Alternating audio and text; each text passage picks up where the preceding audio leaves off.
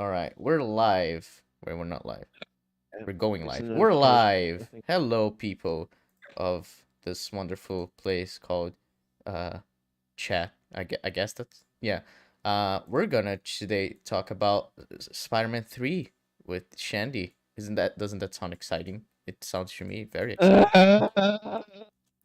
Man, Discord Discord compressed your audio a lot there. It sounded like you were being dragged into hell.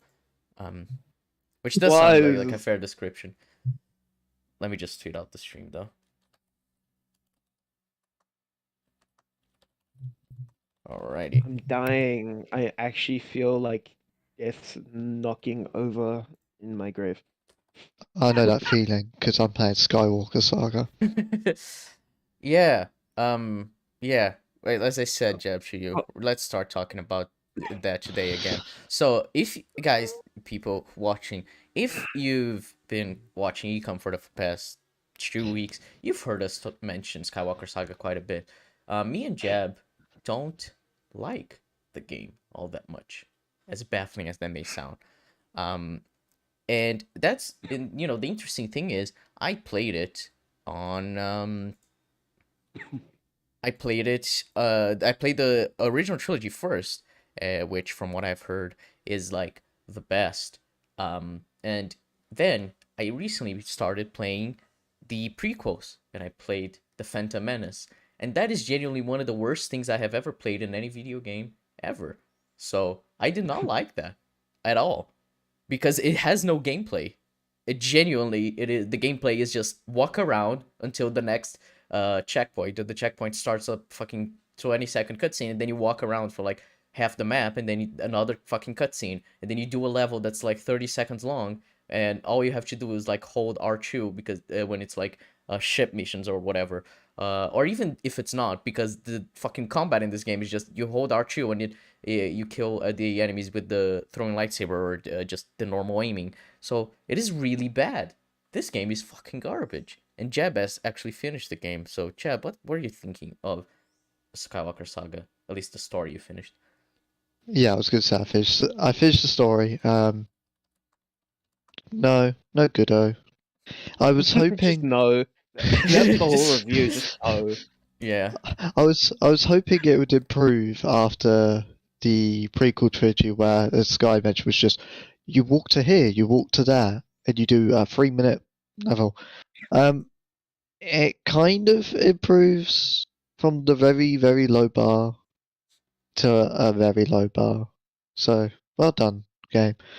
The funniest moment I encountered during the story mode is uh, they celebrate you having mumble mode back as an extra, but there is a mission in no, there is a like a no, it's mission, not level mission where you have to lift the X-wing from the Luke place in what's it called? Uh, Rise of Skywalker, where you lift it's the X-wing. Akchu. Akchu. Yes. Yeah. So what happens is, if you have mumble mode on, it won't play the cutscene, or it won't do the animation. One of the two. So that means you cannot have mumble mode on during that duration, otherwise you will never get to the level. That is definitely well optimized. I mean, there's the Return of the Jedi level that glitched for everyone, and Except me. yeah, that's actually funny. But I was talking to Mauler, and he was so fucking mad at that level as well because I think he had to redo it like 3 times. I haven't watched his streams, but yeah. And then for me, I basically instead of just closing the game or going to the main menu and restarting, I was like, the enemies didn't spawn for me, so I'm just gonna continue playing. And I continued playing for 40 minutes, and the level just kept like looping, and I noticed a lot of weird shit happening in that level. To a point where like the first 6 times where the level looped, the ATST, ATAT, I never know the difference between the two. But anyway, the big thingy, it did not have uh um not texture. It didn't have what's the name when you can't hit it. Jab. Hit detection. I guess that's not really the word I was looking for. Basically, you can run through it, but the other times, every time I tried to run through it, it exploded me. Um, and that basically changed for no reason. There's the fact that I realized that the reason why the game started fucking up for me was because an enemy that was supposed to shoot down a tree and then come running after me, he shot down the tree, but he was stuck in that animation, so he never came after me. And so in the loop, I tried killing him, but because it's so fast, I didn't have enough time to kill him. And when another loop started, his health came back to 100. So yeah, I was soft locked out of that part, and I just kept running and running until I fell out of the map, and I had to quit the game and restart, which was definitely fun. I mean, it was funny because I was basically doing an experiment because I already knew that the game was so that that was glitched out. I was just seeing what could happen, and what did happen was quite interesting from a game design perspective. To notice how broken that level is, because when I restarted it, it took me like what 2.5 minutes, 3 minutes to finish it because it's so normal. um, so yeah, did not like that. There's the fact that the Return of the Jedi doesn't have the fucking Death Star run at the end. You kill Palpatine and then they destroy the Death Star in a fucking cutscene. And Jesus fucking Christ, how retarded can you be to not include the moment where you destroy the Death Star in gameplay? Fucking stupid. Ah. But you could walk for about 10 minutes through Camino. Oh yeah, I love walking through Camino and on a set speed. It's great. Oh yeah, that's something else actually. Both from Attack of the Clones uh and the Phantom Menace. It has a bit in the OT, but like almost not at all. The prequels, like 90% of the what I've played right now has been this. You start a level, you continue a story, and then you follow a character to where a level starts, and then you have to follow the character at a set speed, and it's slower than your normal walk speed. So you have to walk and wait until they get to the point. But if you just keep holding your left stick forwards, your character is gonna start walking faster because for the game activates your sprinting by doing that.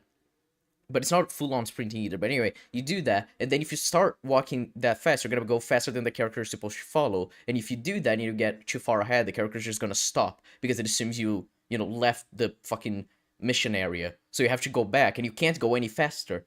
So that's definitely well designed. The fact that you can't even hold the fucking left stick forward, because if you do, you're gonna have to come back to start the mission again. So yeah. There's there's also the fact, because I was testing this, in TLJ there is a level around Snoke. Go to the throne room, and there is the slow walking part.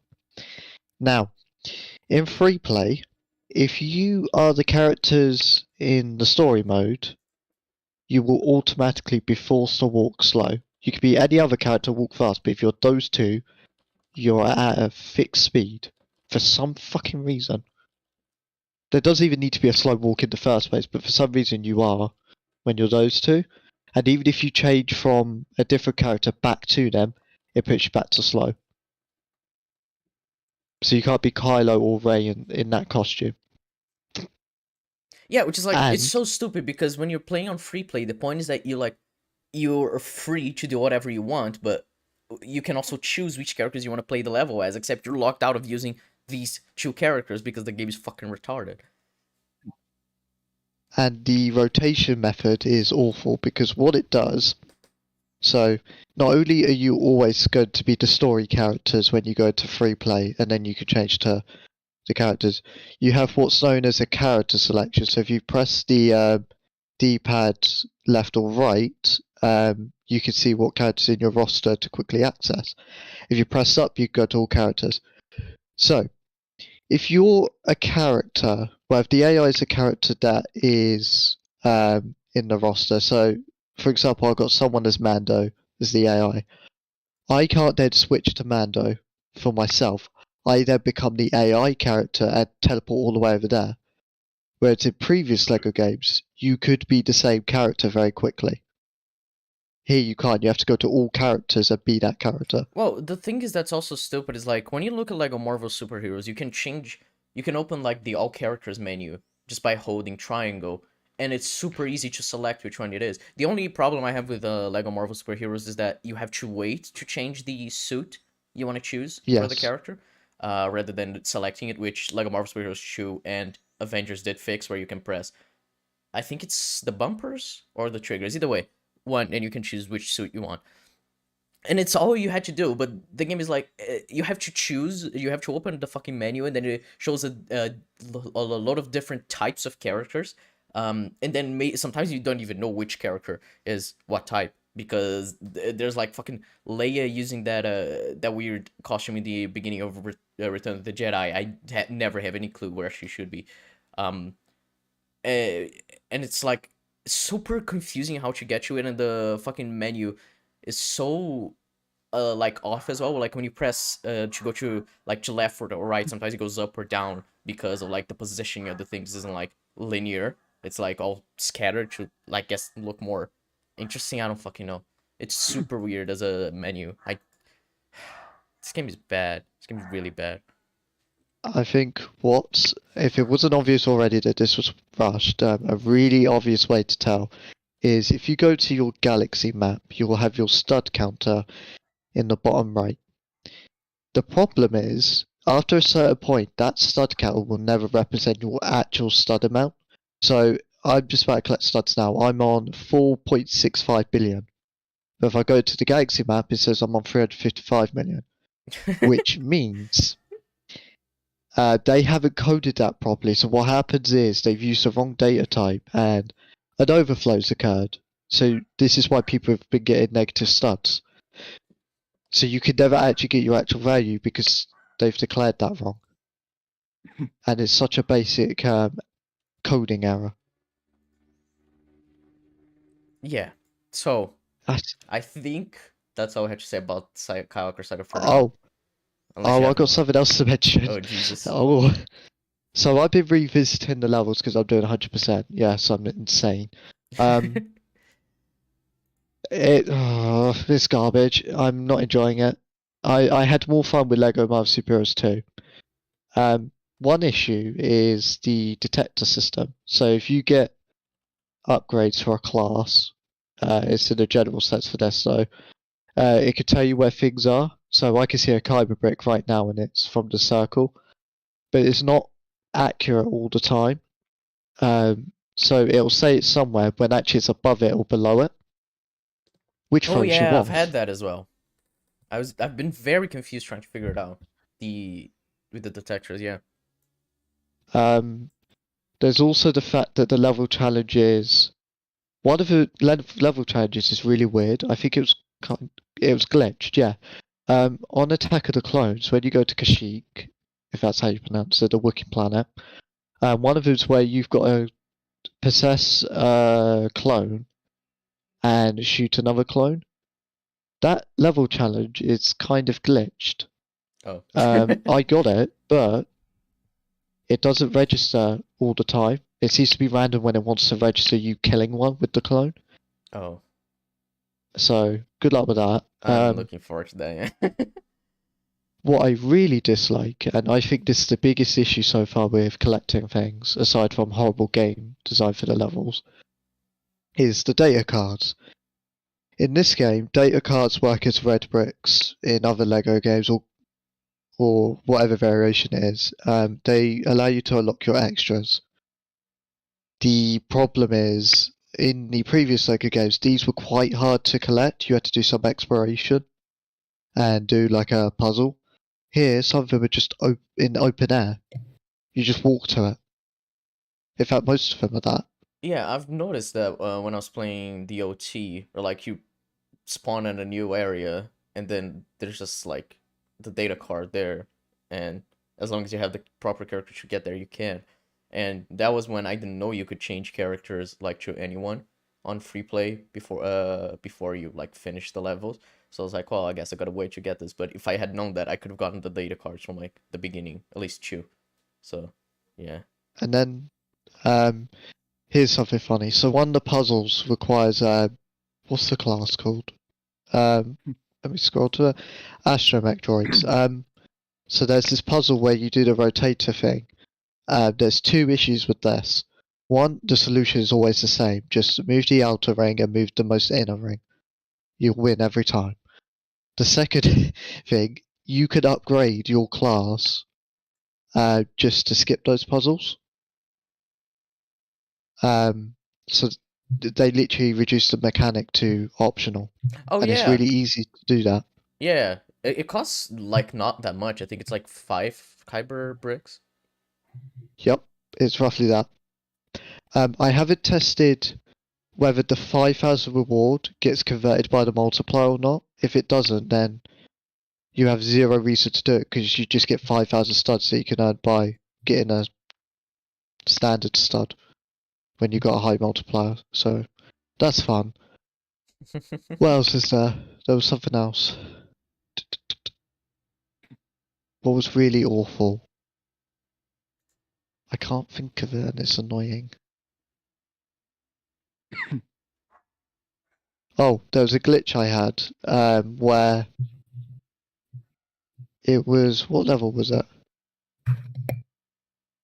I had to restart the level What because it did. what film was it? I can't. I think it was Attack of the Clones.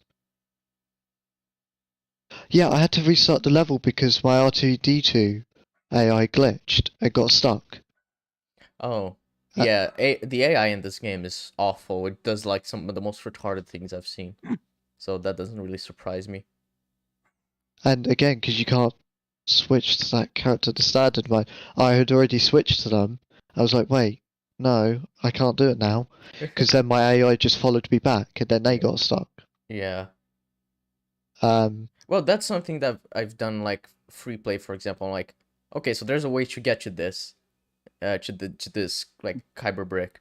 So I put a character on a crate. Those the ones that Jedi can lift. I'm like, okay, I'm just gonna lift him. I'm gonna change the character when he's up there, and then I'm gonna jump and get the kyber crystal, kyber brick, and then the character just jumps off. And it's like, but why did you jump off? I thought this was the way to solve the puzzle, and the game just doesn't allow you to solve a puzzle a different way because of the way the AI is programmed. And you gotta solve it like the intended way. Choose the fucking grappling hook and shit like that. well, And a what the bunch of fuck? times that shit happens. I just had a glitch as we're speaking. Um, so I'm in Coruscant and I was just destroying some stuff, and some of the studs just refused to be picked up by me. I kept clipping through them, and I don't know why, and I have attract studs on. Okay. And the sad thing is, do you want to know what the most creative puzzle has been? If you go to Arc 2 and you're doing the when Ray goes into the cave, Mm. and she touches the thing that causes multiples of her. In the game, it acts like duplicates, so you control both of them at the same time. You got to put them into the right place, and it steps up in difficulty. That is the only thing that requires any resemblance of challenge, and even then, Oh yeah, there's not the any biggest challenge. challenge I've seen on anything has been to do the open world stuff. The levels themselves have no challenge whatsoever. And even then, I would put challenge in quotation marks because this game is like for a 2-year-old. So yeah. But It's anyway, just so disappointing. yeah. But yeah, you'll hear more about the Skywalker saga some other point in our life coming from us. But today we're not here to talk about that. But before we get into the main course, I still have to say one thing. So sorry for wasting 20 minutes of your life with this before getting to Spider-Man 3. But Thought Theater, he is making a short film called Trespassers, and today he released a trailer for that film, which I just linked in chat. So if you'd like to check that out, I really recommend. It's a really good trailer for a really good film.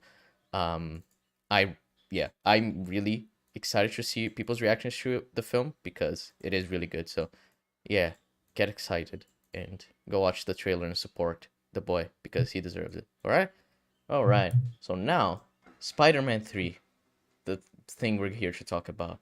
Um, so Shandy, how long ago did you make your video? December of 2021. So like 5 months ago. So 5 months ago, Shandy made a video about Spider-Man 3, Like saying four Spider-Man months, 3. yeah, according to what YouTube says, yeah. All right then. So 4 months Four, ago, four. Shandy made a Spider-Man 3 video saying that it was amazingly awesome.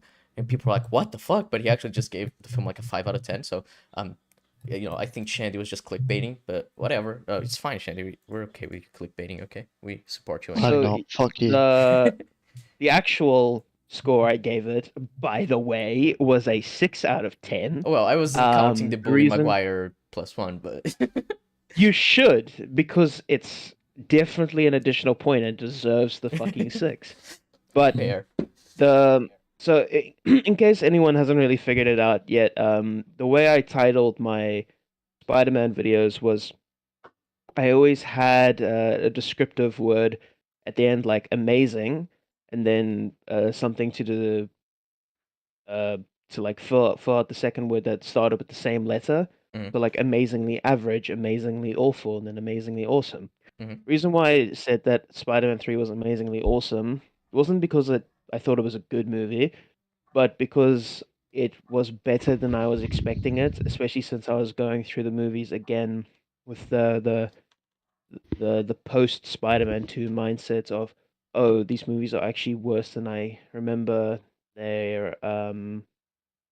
have a lot of stuff wrong with them. Let's see what's really wrong with Spider-Man 3. I mean, this should be easy. Everyone knows what's wrong with Spider-Man 3.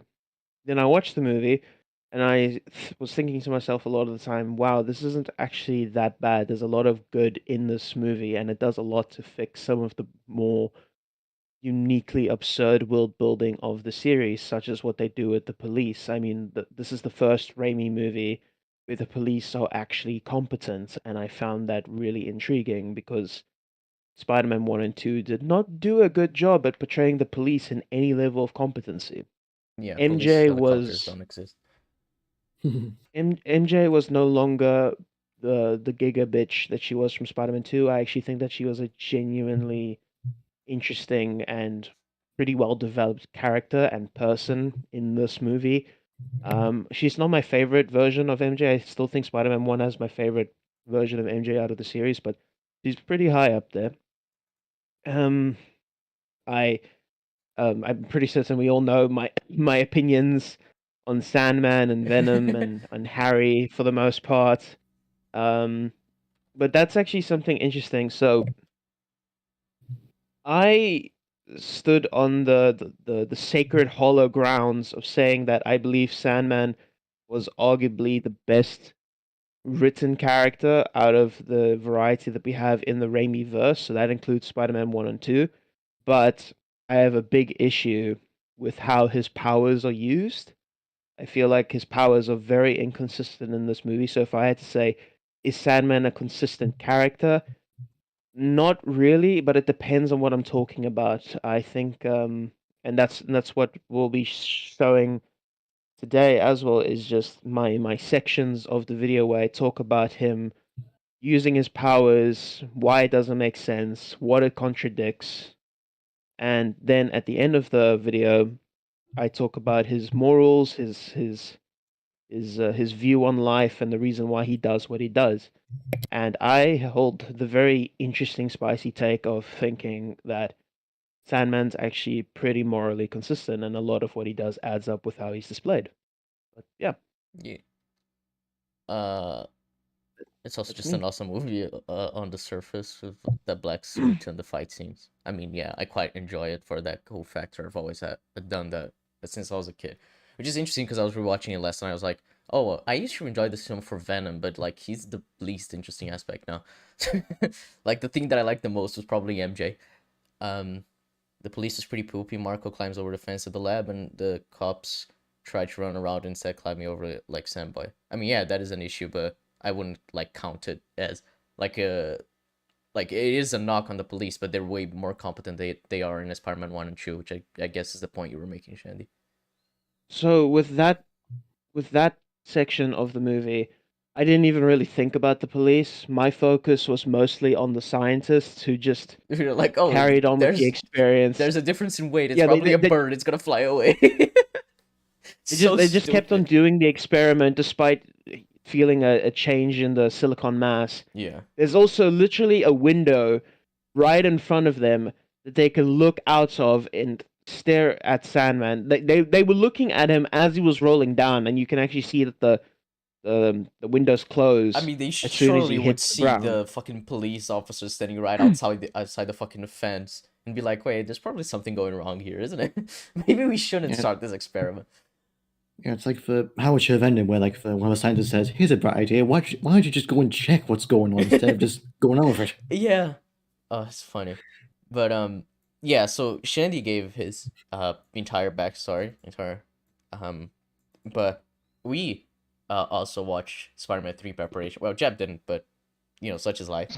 Um and we are here to listen to Shandy's video where he talks about Spider-Man 3, and in that video he defends Sandman to an extent, as he said, and we're gonna see if those arguments hold up or not. And we also, we have Shandy here because if anyone's gonna be able to give good not feedback, pushback on our arguments, it would be him, because he's the one who made his own Ridiculous. argument, so he could potentially just clarify anything that we may think is a bit.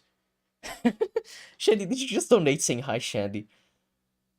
No, Did you not? Because someone did. Say their name is ShandyDasquire. oh, that's an interesting character. Wonder why he did that.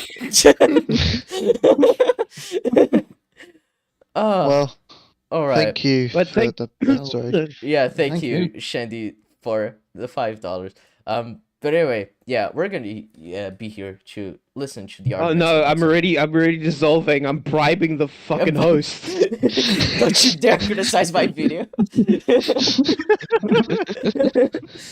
All right, so let me just get you the first timestamp. So I have the video muted for me, so I'm just playing it till we get you 5650, which is the first moment that Shandy said. What? Who paused it?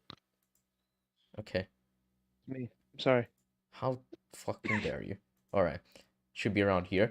And yeah, now we're here to listen to Shandy's arguments about Sandman and see if they hold up.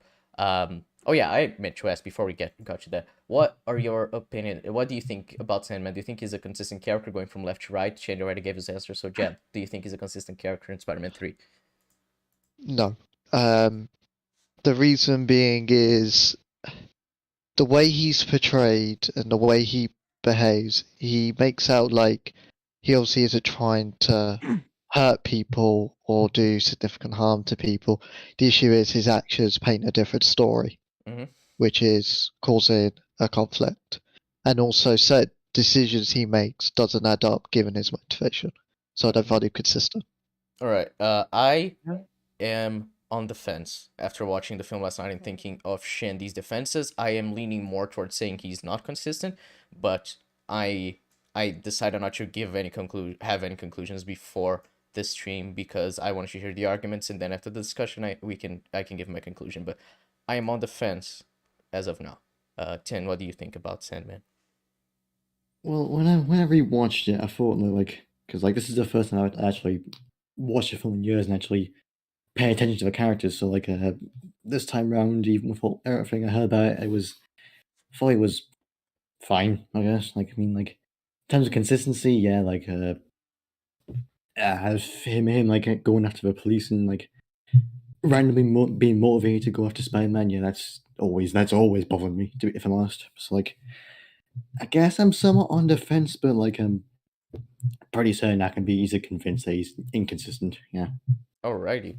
Zod? Could you be convinced that he is consistent? No, that'll be hard. I'm sorry, Shandy, but you're fighting an uphill battle here. Convince fine. me if anything is hard anyway. Keep bribing us, we'll see. Yeah, continue sending us donations. Up a extra like $15, then we'll talk. Yeah. Zod, what do you think of Sandman in Spider-Man 3? I'm leaning more towards Jeb's way of thinking at the minute, but I don't feel particularly strongly either way. I'm just sort of waiting to see what arguments we hear today before I settle on anything. Alrighty. And Shandy already shared his thoughts, so I think it's about time we get started. Let me take the fucking cover off.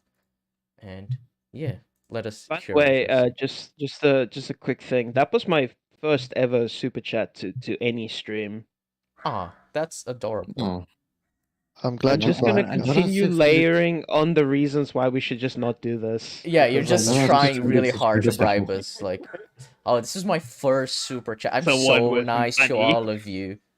Why would you want to? To be Yeah. fair, the message was sent to me. I mean, yeah, you did say hi to yourself, so yeah. So- Anyways, You're just egging yourself on, like, you go, Shandy. You defend your own point. That's yeah. yee. So the point of what we'll be looking at, because I sent you all the timestamps, Mhm. that's me essentially criticizing Sandman and his actions in the movie, but they again are just looking at from a power sense and from a I don't think consistency is the right word. A logistic sense. You'll see Right. what I mean when we actually watch it. But yeah, Yeah, I remember when I gave you the idea of this Ridiculous. stream, you did mention how you kind of separate the two of like how his powers make sense from like a world standpoint and how his character is acting, and you separate the two, which is something I thought was interesting because I never thought about it like that personally. So yeah, that's why thought it would be so interesting. yeah. When we actually get to the final part, I'll probably be saying stuff that I didn't mention in my actual video. I don't know if that will be helpful in defending the video itself, but yeah, I do have some things to say, and they do have to do with his powers, and that's why I think watching this would be helpful. But Alrighty. if not, then yeah, I don't mind. Yeah. Just real quick, because Adatron sent a super chat saying, "This is my bribe. Say Sandman is the worst character in Spider-Man 3." So I think Shandy and Column should now start like a bidding war, and whoever sends the most money gets the verdict. So yeah, good luck, Shandy. Yeah, rise it Most up of to my 10 money's next.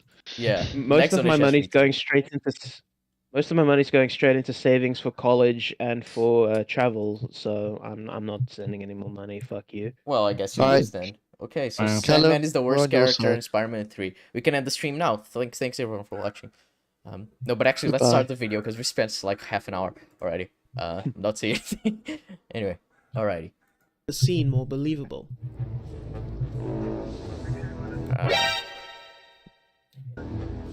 Isn't that guy from that prison break? He I fits. really hope they don't get us for copyright.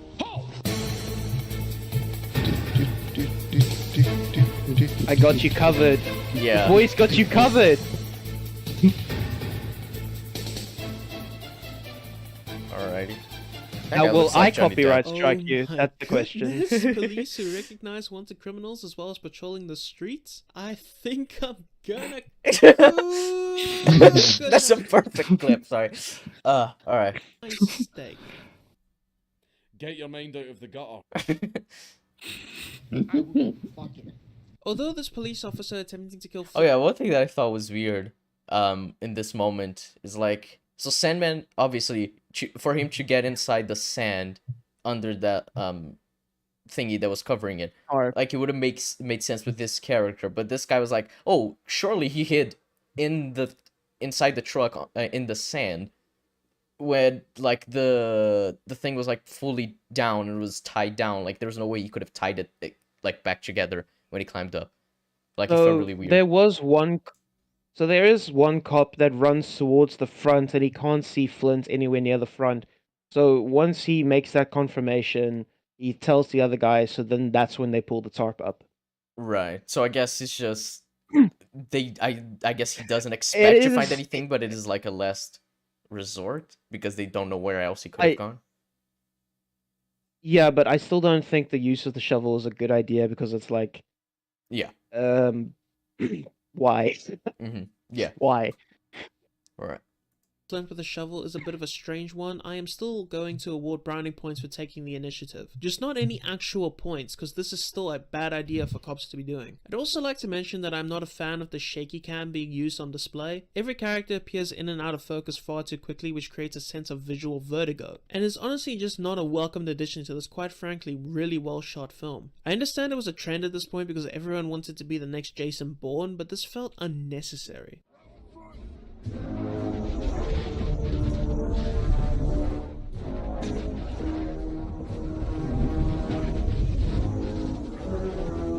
I really like this theme. Oh yeah, I stand by my decision to have the Sandman theme appear here for the first time. The Hey. heavy and aggressive tone, likely due to the 8 very low French horns, makes him feel monstrous and accompanies the visuals perfectly. Paired up with his new Sandman voice and you have a fantastic antagonist for our main character, as well as just a really cool looking design for a supervillain. Fucking stellar rat. This is something else. And now I need to be a stickler again. How did Flint That's manage horrible. to figure out how to do this? It makes enough sense that he would try to form a body he was already familiar with, but to... Oh, actually, this reminds me of something that I wanted to ask.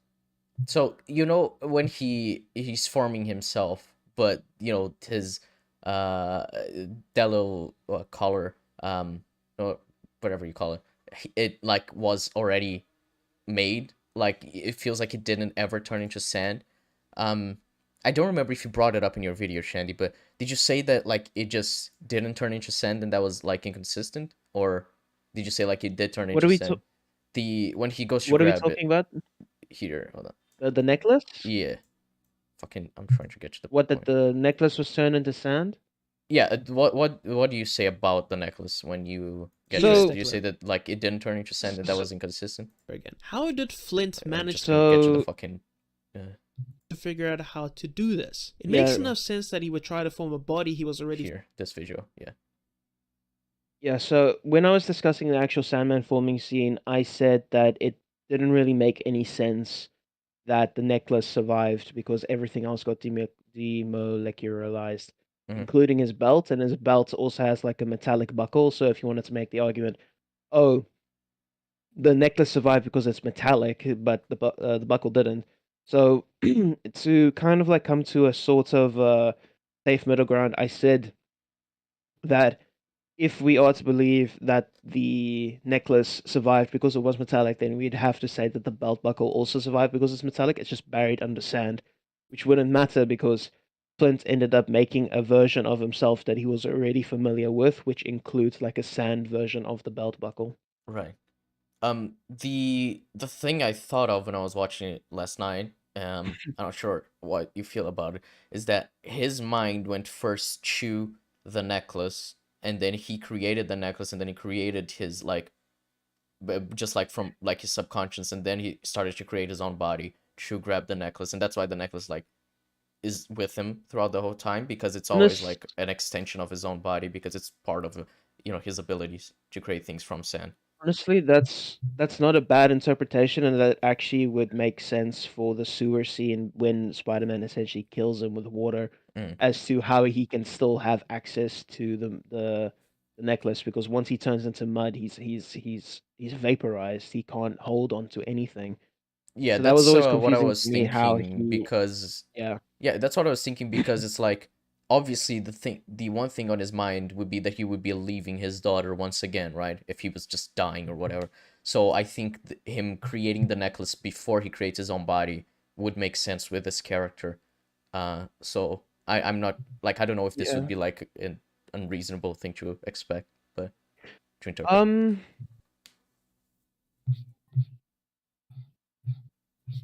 I don't know if it would be unreasonable, but the thing that just concerns me is that his actual consciousness forming seems to be forming one separate entity. I've never really seen instances where he can have separate parts of himself around the place. So if the necklace is a part of him, then I feel like it would kind of form around him as he like puts himself together, not that it would actually be there. I kind of I get where you're coming from, and it's an interesting interpretation, but I think that the idea that the scene is going for is that the necklace is the only part of him to have survived, Mhm. and thus is the only thing that he can actually physically grasp. Right. Yeah, that's fair. It's just a small thing Seems like anyway, the because next this point. necklace isn't like, yeah, a huge plot thing.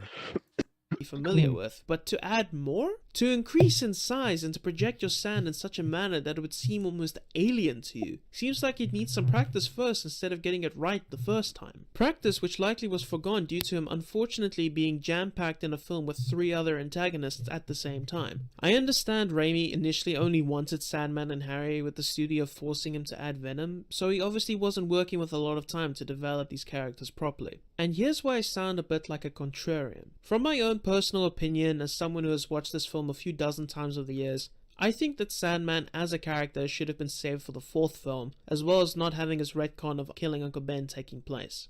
The reason for this has to do with Peter as a character. This film seems to be wanting to explore his dark side, if you will, how he has allowed the fame of being Spider-Man to go to his head, and how easily he succumbed to revenge taking a hold of his life. He denounces most of his ties with his friends after his altercation with Harry, when a simple conversation between him, MJ, and even this cheeky fucker could have resolved so many things.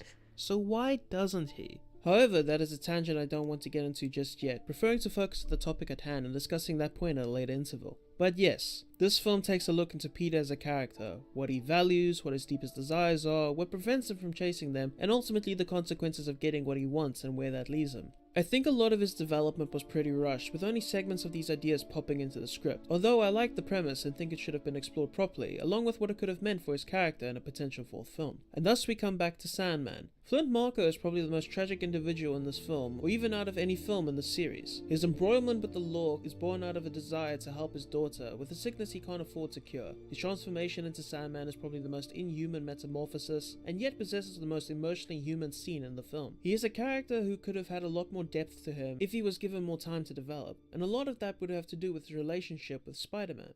My headcanon, if you will, is that after experiencing the power trip that the symbiote suit gave him, Peter would have had a better understanding of what it meant to be, well, himself.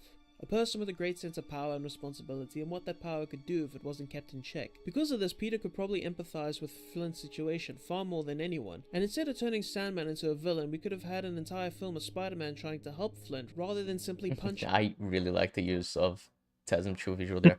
I mean, TASM 1 and 2 would be very applicable in that point, because even in TASM 1, Peter tries talking to Lizard before fighting him, and then when he finds out, like, Lizard doesn't care, he just wants to kill him, that's when he shuts his mouth up by shooting a web, and it's like, oh, so you don't want to talk? There you go. And I find that, like, really, really cool, because it's like, yeah, Peter would not be wanting to hurt these people, he would be trying to help them, especially if he knows who they are. Yeah. Yeah, especially as he learns that it's Connors, and then you have a lot of that third act fight of him trying to get Connors to understand where he's coming from, but obviously he can't. Him for punching's sake. It could have been his 4-movie long arc, if you will, going from someone who became a vigilante out of guilt in order to honor his uncle's memory, to someone who couldn't accept both elements of his life and faltered in his responsibility, to someone who accepted his power but let it overwhelm him to the point it became harmful, and finally to someone who found balance in his life between his power and his responsibility, who decided to learn from his mistakes and be a genuine help to those he protected and he faced. I think that would have been a pretty neat idea, don't you? Tell me in the comments if you like this, or if I'm being full of shit and don't understand the character. Yeah, I agree with this point. I mean, it's hard to say a lot when it's just like you are being very thorough and explaining your points well. I agree with this, that he should have been saved for 4 rather than having Sandman and fucking Harry in this one. I think having Harry and Venom would work really a lot better because of the nature of what Venom represents to Peter's arc in this film. So when Cosmonaut did his video, he said that he wanted Sandman to be the only villain in the story, or maybe even just Harry. But the reason why I don't think Harry works on his own is because that seems like a very quick conflict. The reason why I think Harry works in a movie with another main antagonist is because of the relationship that Harry and Peter have, where it's broken, that they have their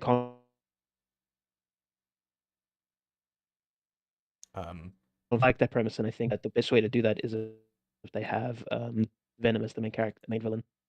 Yeah. Someone just said Yeah, you cut out for a second. But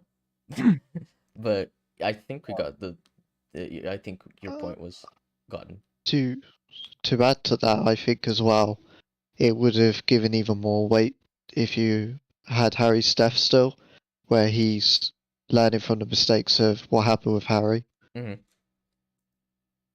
Yeah, it would have been really interesting to see Peter after what happened to Harry, having to deal with Sandman as that concept of that person who's done some bad things, but he's just looking for forgiveness, especially after Peter did something bad to Harry that he was looking for forgiveness to, and quite a lot to do with that. Yep. So, yeah, I'm personally biased towards that arc. If someone else comes up with a reason why Sandman should have been the third villain and it's a good one, I'll be like, yeah, sure, that's fine. Either way, I think it's good and that I should be moving on. And of course, the first person to be openly fired upon in these movies was a brown guy. Oh no! Oh no! I forgot you had this joke. Fuck. Alright. I mean, this is classic ECUM, racism, but Pickle.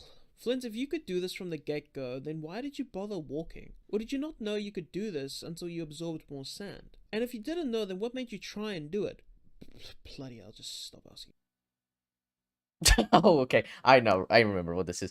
But anyway, that was something that I was thinking of. Is like, so did he? Because the first guy, the one who uses the shovel, he throws him at a car, and like he could have easily killed him. And I was thinking, considering the way this works, it just seems like he created like a lot of force just to throw him away because of like reflexes and instincts. So I didn't think that was like Yes. out of character for him to do if he just wanted to keep deaths to a minimum. But then my issue would be with the others, where it's like he's just flying away and he creates a fucking huge ass fist to fight them. We're like, okay, this seems like it isn't just instinct, and you're like purposefully creating this. Which is where I got a bit confused, I guess. So the thing is that I'm a big advocate for in that scene is that I don't believe Marco is hurting these people intentionally, and I do think, as what you said, that a lot of what he's doing there is reaction based. My bigger issues would actually come from the bank heist where he attacks the truck. That's where my biggest issue would be, because there it's not as clear cut. Right. But over here, I mean, you can physically see him recoiling from the bullets. He's not quite happy with the fact that he's being shot at, and he screams at them in anger. But then when he goes for the punch, he's not actually punching them. He's using the momentum as a form of transportation so that he can fly away. So that's my reasoning for why I don't think what he's doing there is a bad thing, because he's, and this is something that I say at the end of the video during that section, is this is Sandman's first time as a monster.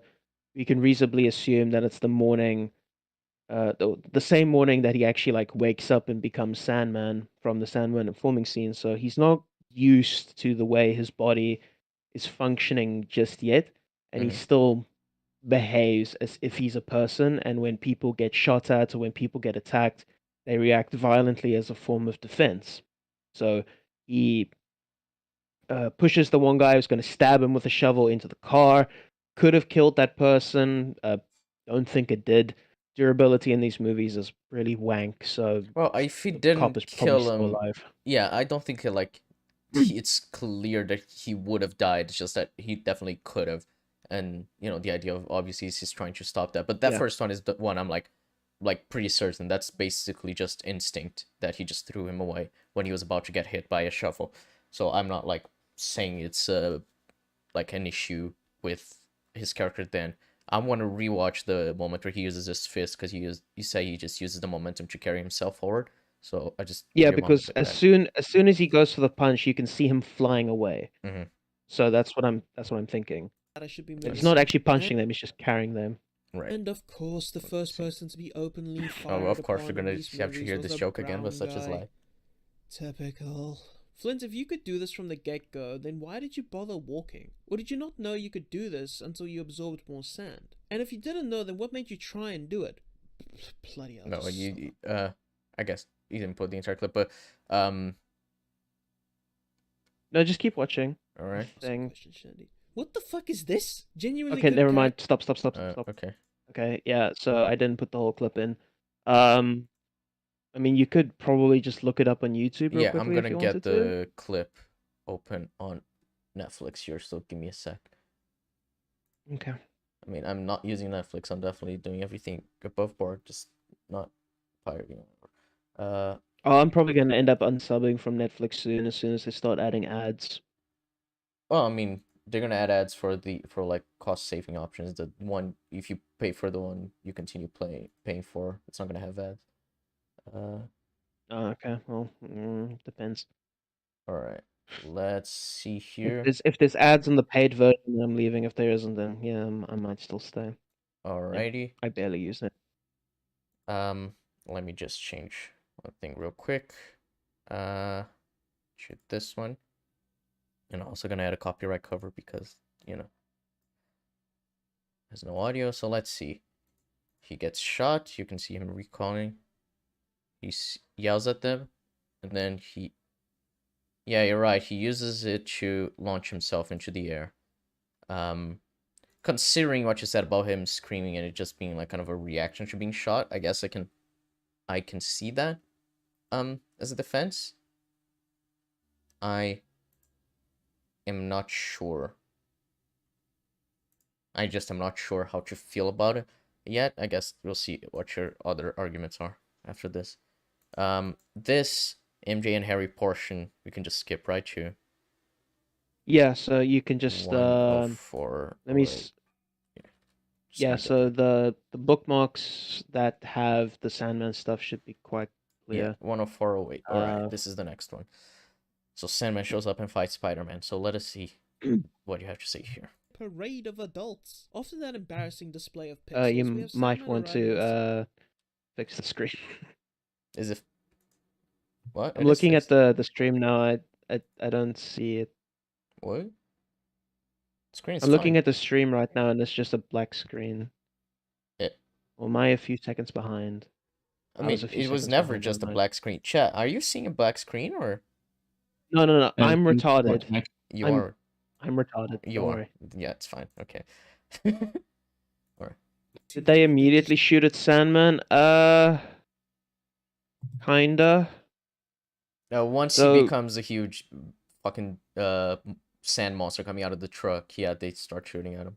The order of events is the guy gets inside the truck with the shovel, goes to stab Sandman. Sandman recoils and pushes him back out of the fence.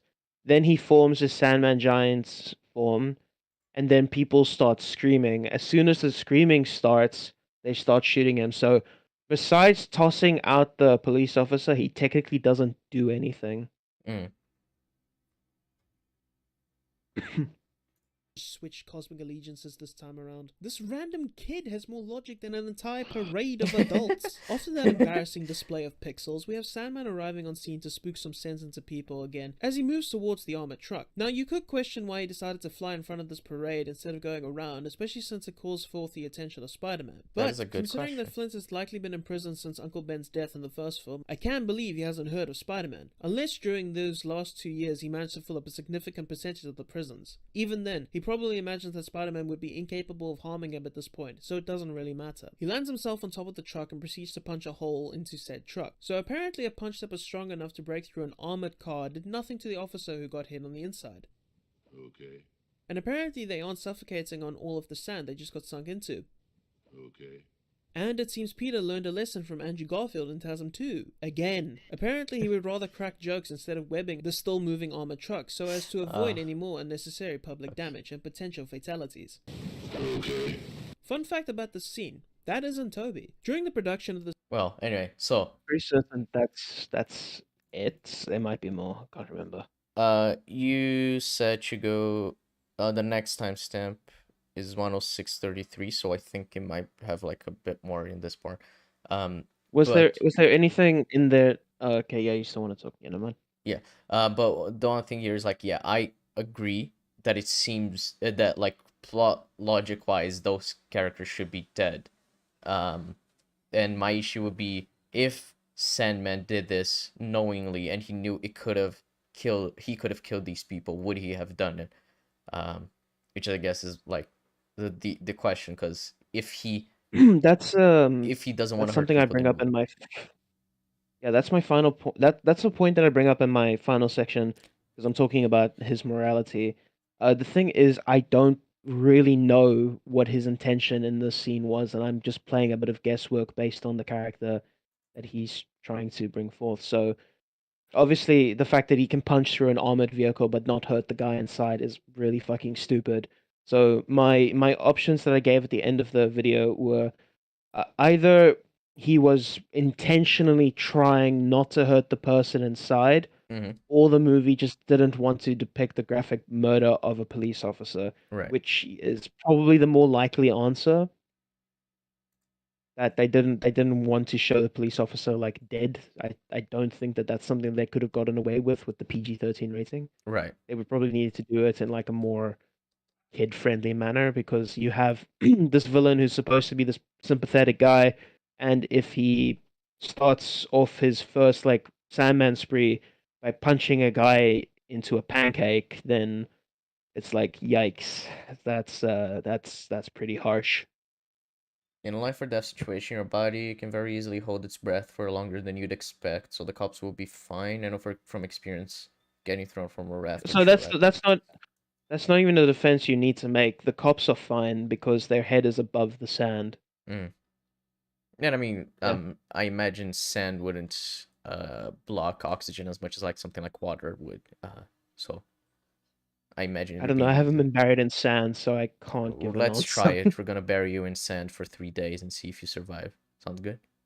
I, Yeah, the that last sounds noise like you a hear me yes. make is just Alrighty. This film. From here, do you just talk about this scene and the behind the scenes, or? yeah. I talk about the behind the scenes bit, so you could probably fast forward a little bit. I don't know if there's any. Yeah, so I talk about. Let's see, just play from your The trailer. effect they needed, Toby was replaced with an amputee martial arts expert named Baxter Humby. Oh yeah, I remember you talk when I was watching the scene. I was like, man, this looks really good. I was trying to remember what you said about the behind the scenes because I thought it was really interesting. His right hand was amputated at birth, allowing for the intended effect of punching Sandman through the chest to be properly delivered. The amount of time I spent trying to think of a joke that could accompany this fun fact honestly could have made a small video on its own, so I'll move on instead. Oh, did you Alright. just now realize that there were people in danger, you pickled fruit fly? Imagine what would have Pickled happened if you fruit used fly. that oh so handy super strength of yours to stop the car from moving. You know, the same strength you used to stop a speeding 8-car passenger train in the last film? Would make That's a fighting very good Sandman point. a whole lot easier. Ah, whatever, it'll be fine. Oh yes, just undress on top of Alright, so yeah, this is done, I guess. So for the next portion, 1/20/20. Yeah, I know you're just counting the point in the video, Willow, but there's Peter's skin, but establishes more Sue in is the entirely video. dependent on Peter as its host. Fitting in with what Doc says here along with his Alright. second scene explaining the suit. But let us proceed. A little bit convenient that the police radio tells Peter about a sandstorm robbing a bank literally as he enters the room instead of playing when he's in his room, possibly reflecting on what Doc Connors told him, ultimately ignoring his warning, as he puts on the suit to track down Flint, but whatever. As Peter arrives at the scene of the crime, he notices two things. The bank appears to be undergoing some reconstruction with the guards lying unconscious on the ground, as well as noticing a chain of One thing I want to check is that I don't think it is. On his head, I thought I That's saw Phil it bleeding. Coulson. Oh, never mind. No, no. I thought that's what you asked. I thought his head was bleeding. I just want to check because I'm curious if it was. No, you can also still see him sand breathing and flowing like into the subway groaning. train. So Oh no, yeah, I knew he was alive. I just wanted to see if his As head Peter was arrives bleeding at the because scene- it would mean that Sandman used more force than I guess Needed. At necessary. the Yeah. crime, he notices two things. The bank appears to be undergoing some reconstruction with the guards lying unconscious on the ground, as well as noticing a Here, no, it's just his head is a bit sweaty and there's hair there. So yeah. chain of sand flowing into the subway train tunnels bald. via this grating. Oddly convenient that there's a sliver of sand left to follow into said tunnels instead of a cold trail, but considering that police were alerted of a crime in progress and Peter heard the distress call upon entering his apartment, I'm fine with him making it here just in the nick of time. What I'm confused on is how Sandman transported the bags of money down here, since Yeah, that I guess I will let it play. Do you talk about like how this would affect the rest of the film in terms of him being able to transport the bags, or Yes, I do talk about how this affects the rest of the film, but maybe not on the way that you're thinking. All right. As the only entrance he used was the grating above ground, of which Spider-Man ripped out of said ground before tossing aside as he chased after Sandman. Meaning that either Sandman lifted this grate up in order to get the money bags down here and just so happens to have the ability to create concrete with his sand, putting the grating back in its place, or this movie just forgot that detail. Not even a nitpick either, because Spider-Man lifting said grating is what allows Eddie Brock to get to him in time to scoop some Spidey pics for the Bugle, leading to his camera being busted as a result of Peter not liking him. This minor act is then what leads Eddie to framing Spider-Man for the robbery of the bank, culminating in a confrontation between Eddie and Peter inside of the Bugle. This confrontation has a butterfly effect which causes Eddie to, in order of events, lose his job, become a cuckold, seek religion, become a hentai protagonist, watch that one scene from Attack of the Clones, and explode. So yeah, we need a fucking explanation for how Sandman can make concrete, damn it. Fun fact, while promoting the film on The Tonight Show with Jay Leno, Thomas Hayden Church mentioned that during the filming of the subway scene, he managed to break 3 knuckles as a result of punching the brick. All right. So this already isn't. So the thing I would ask is like if he can carry the bags as his sand form. I guess he can transform it into sand, which is kind of what I was thinking of. I'm like, if he can do that, Yeah. then it would make sense that he would be able to do that with his own with the necklace, right? Which is why I was like kind of connecting Yeah. the two. But also this would mean that he would have been able to do this before anyway. So that when he's robbing the armored truck, he wouldn't have needed to, I guess, attack it in the way that he did. But the question is, would he know that So he has that ability as of then? yeah, so that's the thing that that's the thing that I repeatedly ask throughout the video is how does Sandman know how to do any of this stuff? Mm. I advocated for him like not being able to make the giant form and that he would need some practice before he could actually do it. Yeah. Otherwise, it would just be a reactionary thing to him actually being invaded by the police and because he's surrounded in so much sand. Mm. If he were able to get inside the bank vault, or sorry, not the bank vault, the armored truck using this sliver, Mhm. I do think he would have. But the thing is that in that situation and in that instance, he isn't in the most clear-minded state. I mean, he's currently attempting a robbery in broad daylight. He's just been shot at. Someone just attempted to stab him with a shovel. You know, he's pretty angry. He's pretty rushed. He's trying to get out of there as quickly as he can. You can even see that just before Spider-Man enters the car, that he's kind of like quickly putting bags and money in the bags and trying to get out as quickly as he can. So in that situation, I would probably say that the reason why he goes for such an aggressive front is because of how stretched he is. He kind of wants to have it done as quickly as possible. Mhm. I don't think he knows how to do the small sand thing. I think that's something that he figured out a little later on based on Yeah. what we see in this. I'm perfectly fine with Yeah. him learning to do that later. But then my question is if he can just do that. Did he learn it like after he had already knocked everyone out? Because that would be really I don't know. That would be really strange. It's like he Potentially, but just the going to the the bank thing to is, rob the things instead of just robbing it and turning into sand and just running away, which he could have done without like hurting anyone. yeah, but the thing is, we don't know how he got the money bags down here in the first place, which is why I'm like, how the fuck did you get down here?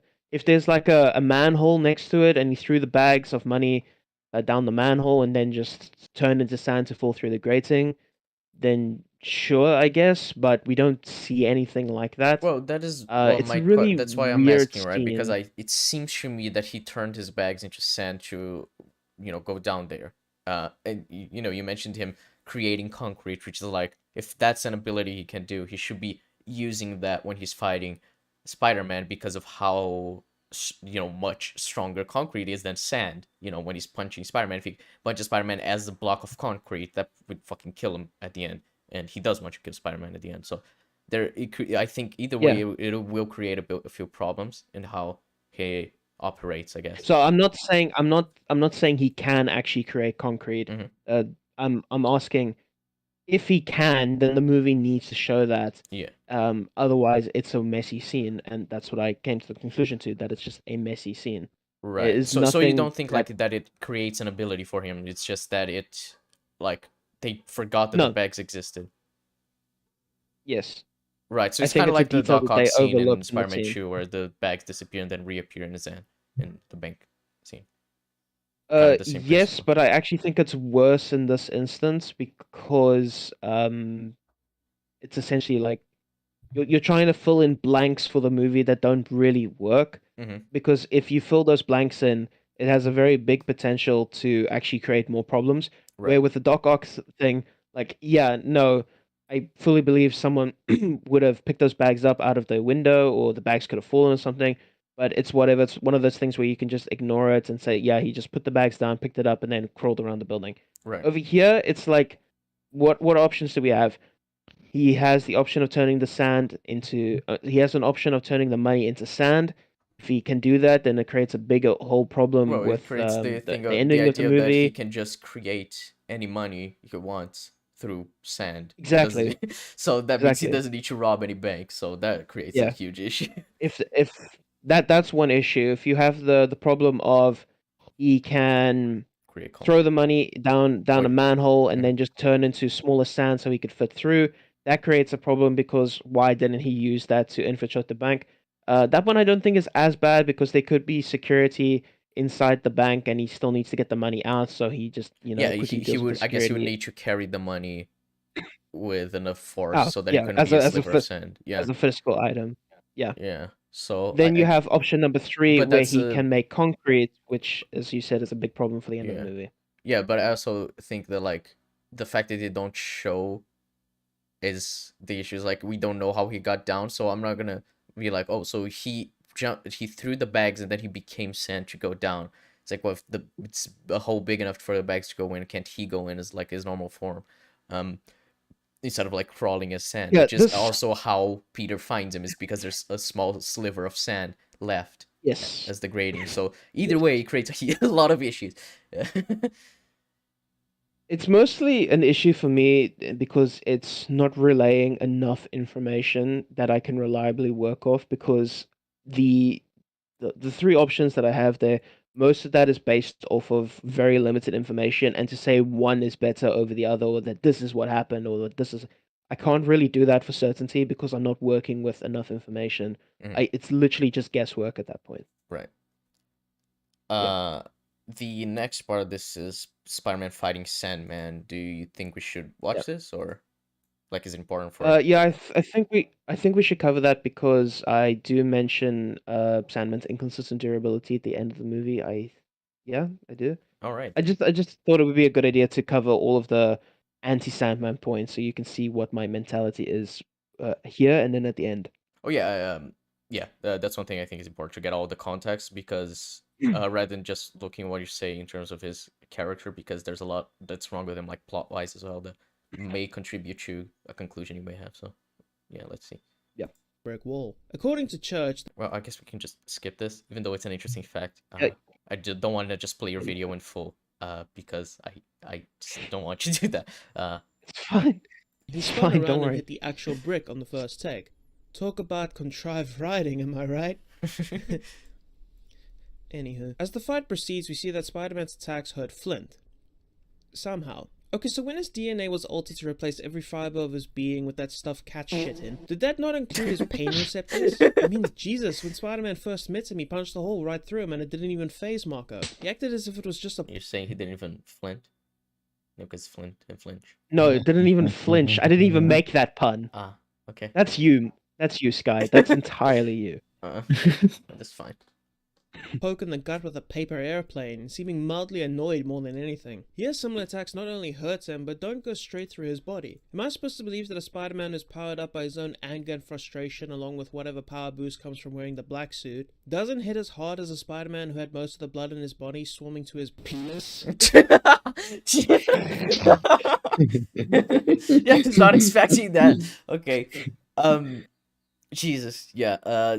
Yeah, I don't understand the how Sandman feels anything if he does feel like hurt, because when he gets shot, it's like, okay, so he is feeling it, or maybe is it just like an Yeah. instinct of something that should So be hurting it's a- him? It's weird, and then he's like, he's not hurt when a hole is punched through him, but when he's fighting Spider-Man, he is getting hurt. So it's like, I don't know. So the part where he's getting shot by the police, that is something that I'm going to die on. That's just instinct, you know. Mhm. He's just he's just reacting to the stuff as he's experiencing it. He doesn't actually know that he's invincible. So when he gets shot, when parts of him start flying off, you know, he reacts violently because he still thinks that he's a person, and that's something that I will say at the end of the movie. Mhm. Oh, sorry, end of the video. Fuck, but I mean it's as long as a bloody movie, but whatever. Um, After that point, he gets more and more used to it. So that you have the first Spider-Man fight in the actual car where he gets punched through the gut. He doesn't flint. Hey. He gets shot with webs in the chest. They take out big chunks of him. He staggers a little bit, but besides that, he doesn't care. Mhm. He even has his legs kicked off of him, and he like turns into a puddle on top of the roof. And he just reacts to that by punching Spider-Man 3 or 4 times with his hammers. Mhm. Then in this fight, Spider-Man hits him again, but he hits him as if he's a person, even dragging his face through a train. Now, you could argue that that's just like a traumatic experience for him, that he's like having half of his face being blown off and he's screaming because it's a scary thing. Alternatively, you could be like he's in actual pain, but yeah, it's a weird fight. I don't like what they did yet, and I actually give like um a change that they could make that you'll see a little bit later on that would make the fight make more sense. But Right. yeah, I I don't like this fight. I think it's really bad. Alrighty. I. Oh yeah, Jeb, how's the Skywalker saga going? You're playing it right now, aren't you? So Good time. yeah, that's why I haven't really been talking much. Plus, I haven't got anything to add. But Don't I'm worry, your on. time will come. I don't think it will, but I'm on Mustafa against Anakin. I'm on the final phase. I'm about to get the final minikit. And then Nice. Anakin decides to softlock himself under a railing, which means I have to restart everything. Not nice. Like, literally, what it does, it wants me to go to an animation to do a QTE, but he's in a position where he can't do the QTE. um, And I can't move him or anything. can't you change his character to another one? That like can fly or something to get out of there? No, because I'm against Anakin. Oh. Oh well. I'm even trying to that's hit fun. him with my lightsaber. Nothing's working. Thanks, game. Yeah. Nebula says, I don't think he's actually in pain. I'd probably just say it's a gut reaction, seeing as he's lived up that point, not being invulnerable. Yeah, that's an option that I gave early on in the actual uh stream, not the video, but the stream itself. If that is the case, then yeah, it probably would make the most sense, because if he was in actual pain, then he would still be in pain after developing his head again. Mhm. But the problem is when he actually like falls down to the bottom of the pit and his hand like touches the water and it like starts coming apart, he like grimaces a lot. So you could take that to mean that he's like shocked that he's actually like dissolving, or that he's also hurt. But there's quite a few instances in this fight where he's like physically reacting as if he's in pain, which doesn't make much sense, including the initial drop into the water. He doesn't like get up instantly, if you know what I mean. Yeah. Even I wanna- and then there's also the scene where Spider-Man punches him in the face, and he like whirls around when the first fight tells me that if Spider-Man punched him in the face as hard as he did, his hand would go straight through his face, Yeah, like and it Mark did wouldn't go even through feel his it. stomach, yeah. Yeah. So either way, I would say Wasn't it's this thing? I was inconsistent. thinking of something else. I wanna add something else about this game quick, and I've just noticed. If you go to free play mode in your Yoda, the camera's really weird because Yoda's character model. It keeps like moving around. That sounds strange. Oh, yeah, his Okay, character is I hate- probably does like have a small, really small, and that's why the camera's fucky, right? Yep. Yeah. Well, but that's weird because when you go SC3PO and you disassemble, the camera isn't like weird. It follows him fine. So I don't know. power of bonus truly so strong that it has to force the opposition to create their own plot armor in order to survive? Because I have a feeling that if Peter hit a hole through Marco right now, he would be screaming in pain. This takes the inconsistent durability from the two films and just farts in their general direction. Bloody hell, I thought the chair would never be topped. And it still hasn't, baby! Oh, I love that moment. It's so stupid. Oh, Actually, Sandman's entire ability set seems rather nerfed in this fight. He isn't forming weapons such as hammers anymore, he isn't shifting into his sandcloud form, and he only uses his extension ability once in the fight, despite being a really good utility that grants him an advantage of reach, making him significantly more dangerous. I also don't think the excuse of he's inexperienced can be used to hand-wave these arguments away, since we have already seen him use each of these abilities before this fight, while containing the same amount of sand in his body. So what is the excuse this time? I'd like to think the reason for why Sandman was nerfed so drastically was as a result of needing to show how powerful Peter is in the black suit. By putting him up against an enemy that defeated him the last time in his classic red and blue, only to be dominated in the rematch while wearing the symbiote suit. However, with that said, I would like to point out that Peter isn't exactly the smartest biscuit in this jar either, relying on, well, quite frankly, extreme contrivance in order to secure his victory. He knows physical attacks do not work on his opponent, meaning his decision to engage in open combat feels extremely ill-advised. He takes several Do you think he wouldn't have... Okay.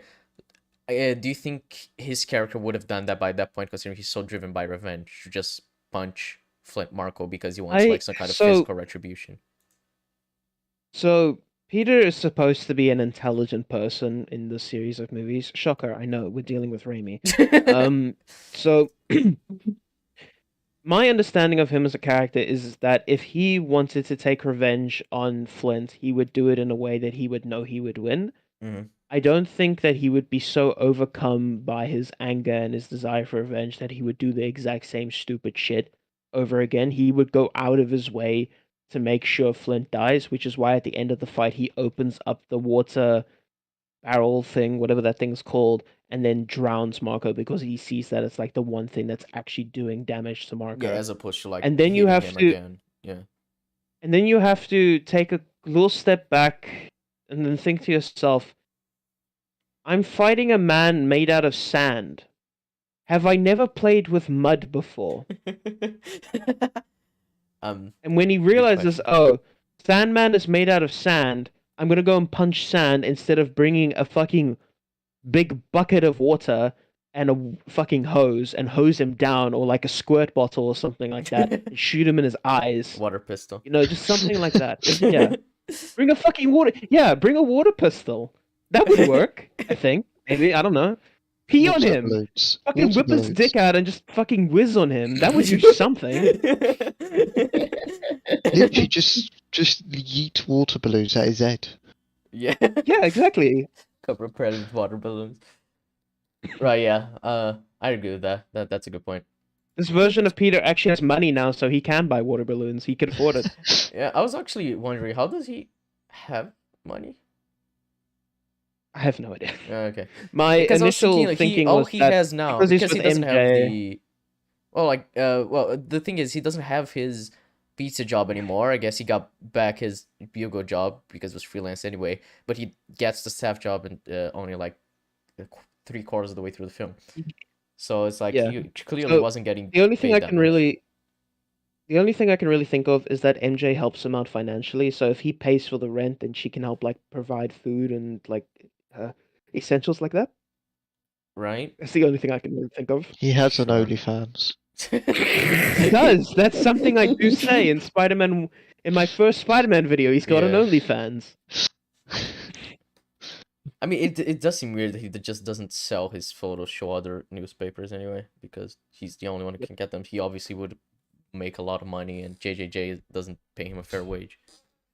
And he I mean, would this movie actually makes that a point that he can demand more money from JJ Yeah. if he wants to. Yeah, and So like then, the only if he- thing I if- could if use to he could- defend that would be like the idea is Peter with the symbiote, he's so confident in himself that now JJJ doesn't even wanna like deny him that, but it's like then Peter could have just acted confident in the other films. Like he has that ability, especially when like he killed the guy who killed Uncle Ben in Spider-Man 1, you can see he has that ability. He's not just always a fucking pushover door. Dude crushes the other guy's hand.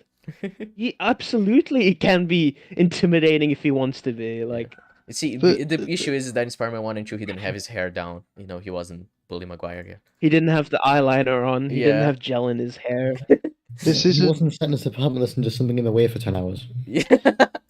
this isn't even acknowledging the possibility that, because he's a freelancer, that other newspapers would inquire him rather than him go to them.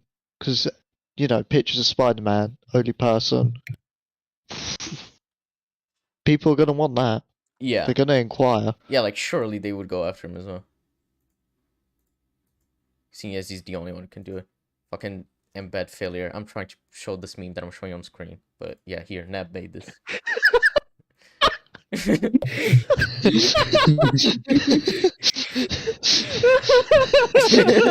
No.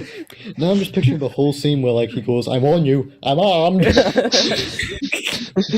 honestly wish I thought of this in the fucking video. God damn it. Yeah, because you had the perfect clip from Fires of Pompeii. I would have told you about that. But yeah. Anyway, yeah, Sandman. Anyway, yeah. He's in the fight to goad Marco, one of which results in him being hit by 2 trains as a result, and he quite frankly had no end goal in sight when beginning the rumble. Think about it. How was Peter going to defeat, let alone kill Marco, who for all intents and purposes is an indestructible entity? The I entire love the fight from song. Peter's perspective relied on blind, simple, clueless luck. His physical attacks work now when they shouldn't. Marco isn't taking full advantage of his That is actually interesting, right? Because he does that long ass, like to build momentum, my and then he God. hits him through the back. Surely he would have just gone through, right? And then Yeah, just you try to should have just gone slice. straight through Yeah, him. and slice Sandman in half. I guess. So, the glitch I had was worse than Oh my fucking, Fucking god. Christ. Go on. than go I on. said. So, when I went into the Mustafar area where I screenshotted, the things launched down, and then Anakin started fighting me, and then thought I was in a phase of the boss fight. Mhm. Just the health bar wasn't appearing. No, the wrong QTEs were playing. Then I'm in this random hit brawl thing. Then he gets soft locked, when instead you should do a QTE, and then he starts running onto the platform that's below. So I just did a phase of the boss fight far too early because they didn't code it right. That's hilarious. Can you record that and send it to me? No, it's too late now.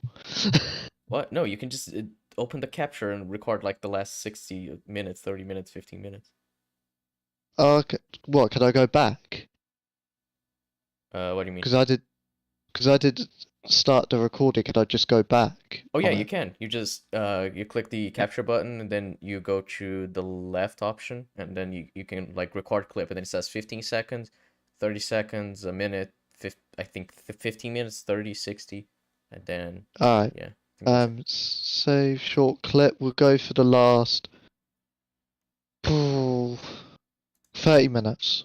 Yeah, and then you yeah, and yeah, you can send it another way. We can talk about that later. But anyway, yeah, that's hilarious. That game is clearly very well made. But yeah, let us get back to Spider-Man 3.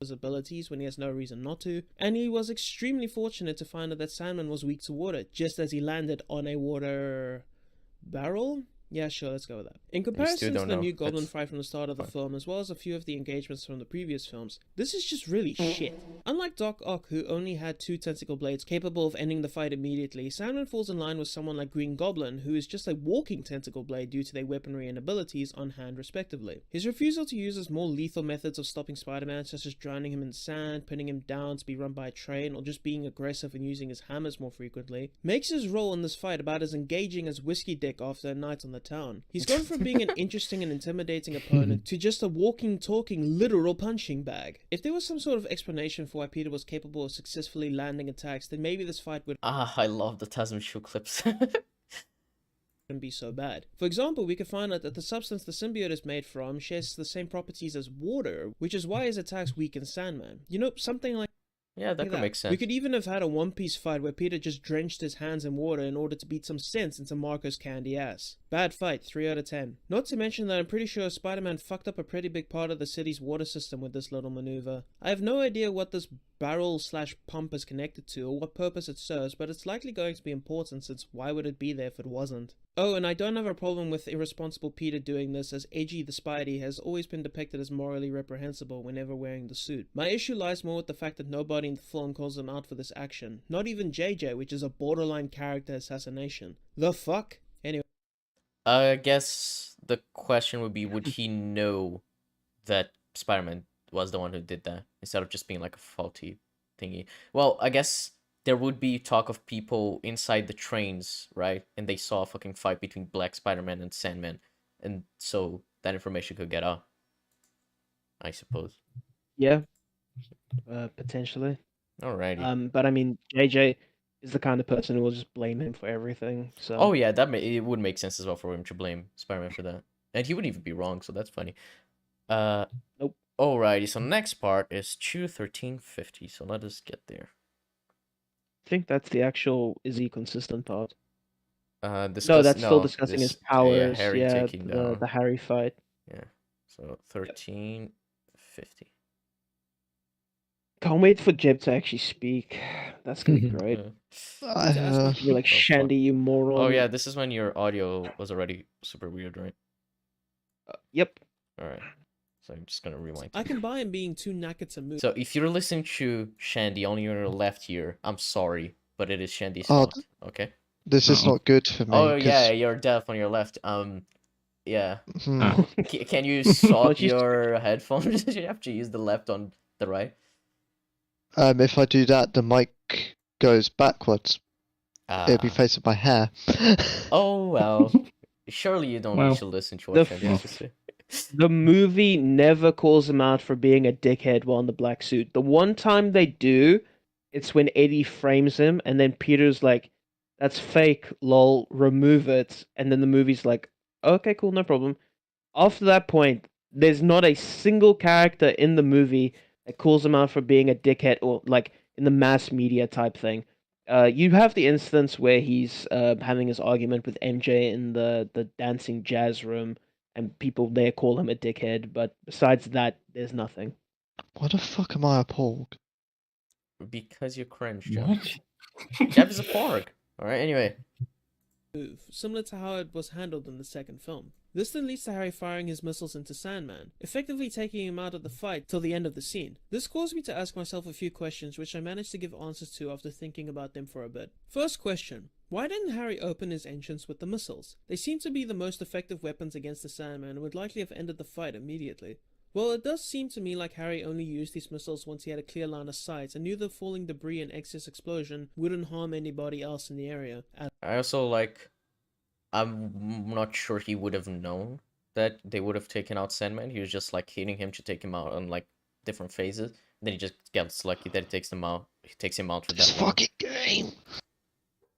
Potentially, it just seems a bit odd that he wouldn't start fighting the big scary sand monster without using his most powerful weapons first. But that's why I was like, Yeah, that's yeah, but he's then you waiting have what to you make sure said. that Yeah, there's no one in the way. Yeah. yeah. Are you ready for a fun thing about this game? Sure, Jeff. I'm getting not? very, very happy. So for some reason I was the porg, but the porg I couldn't switch to for the puzzle, where it has two buttons to initiate cutscene for Obi-Wan. So I had to push the porg and hope the AI doesn't move, so I could activate the two buttons. Because the character switch had disabled itself for some reason. Oh, is that what I said happened to me that other time? I think I shared the clip with Neb. I don't know if you saw, where the character switching just didn't work. We basically took out the option to switch your characters. Oh, in this case, I literally couldn't switch to anyone. I was like, okay. Couldn't you like use L1 and R1? Yeah, I did. I tried using that. What I had to do was push the porg onto the button. Because I've got a porg as an extra, as a playable companion. But then I'm also like, but is that not my... Yeah, Okay, this gets even more retarded. So in that moment, you're meant to have R2D2 and C3PO for that moment, but the game doesn't do that. Instead, it only has one character registered there, no AI characters. So unless I don't have that porg, I don't know what I was meant to do with that puzzle. I guess it's unsolvable. You need the porg. Uh, I'm well, gonna have to revisit this yeah, after I I'm get very this finished. confused. Yeah. Because you're meant to have two characters there, one AI, one you. But according to the character select, you could only pick two characters instead of three, which means that there's only one possible AI character. At the time, it was Obi-Wan, but I couldn't be Obi-Wan. Oh, it's this game, man. It's great.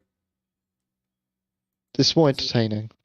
Result. For example, accidentally burying Peter in several kgs of sand. You can see that Peter is out of the way and that Sandman isn't near the civilians at this point, so his rocket seemed like a decent choice to make. Second question, why didn't Sandman recreate his giant form and continue the fight? Well, this one doesn't exactly have a clear answer, but we can assume some stuff. This is the largest body which Sandman has managed to create up to this point, without practice mind you. So that is something to consider. And since this is a form of such a giant stature and size, one would expect that this would come with a lot of strain on either his mind or his body, requiring him to rest in between sessions as he regains his thoughts and stamina. There are no lines to confirm this in the film, and this is not something which is ever brought up again, which unfortunately means this is an appeal to inference, which again I'm not a big fan of. Instead, what I'd like from this film is if we got explanations to some degree of why Sandman hasn't continued partaking in this battle using that form, or even any form for that matter. Until such an explanation can be given, I will be considering this an issue with the fight, even if I can reason it for myself. But besides Yeah, I would agree with this. I guess they could have just shown,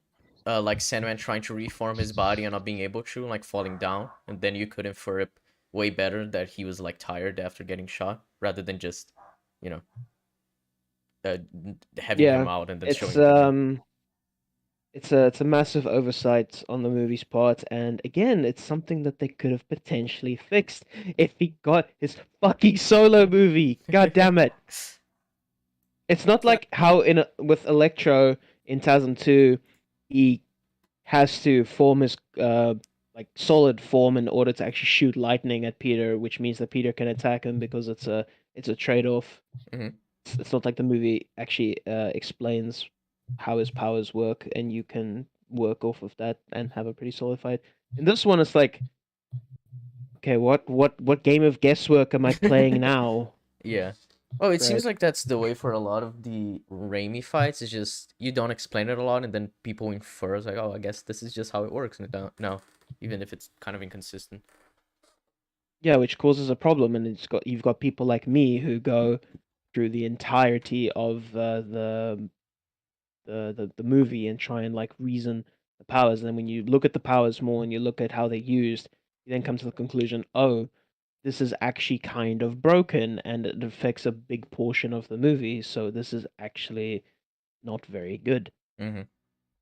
Yeah, it's why this video is like 2 hours and 49 minutes. It's because I go into a lot of detail about a lot of stuff Yeah. Wait, best as I can.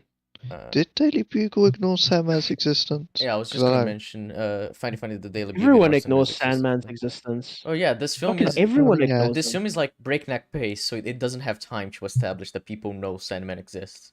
It's like super weird.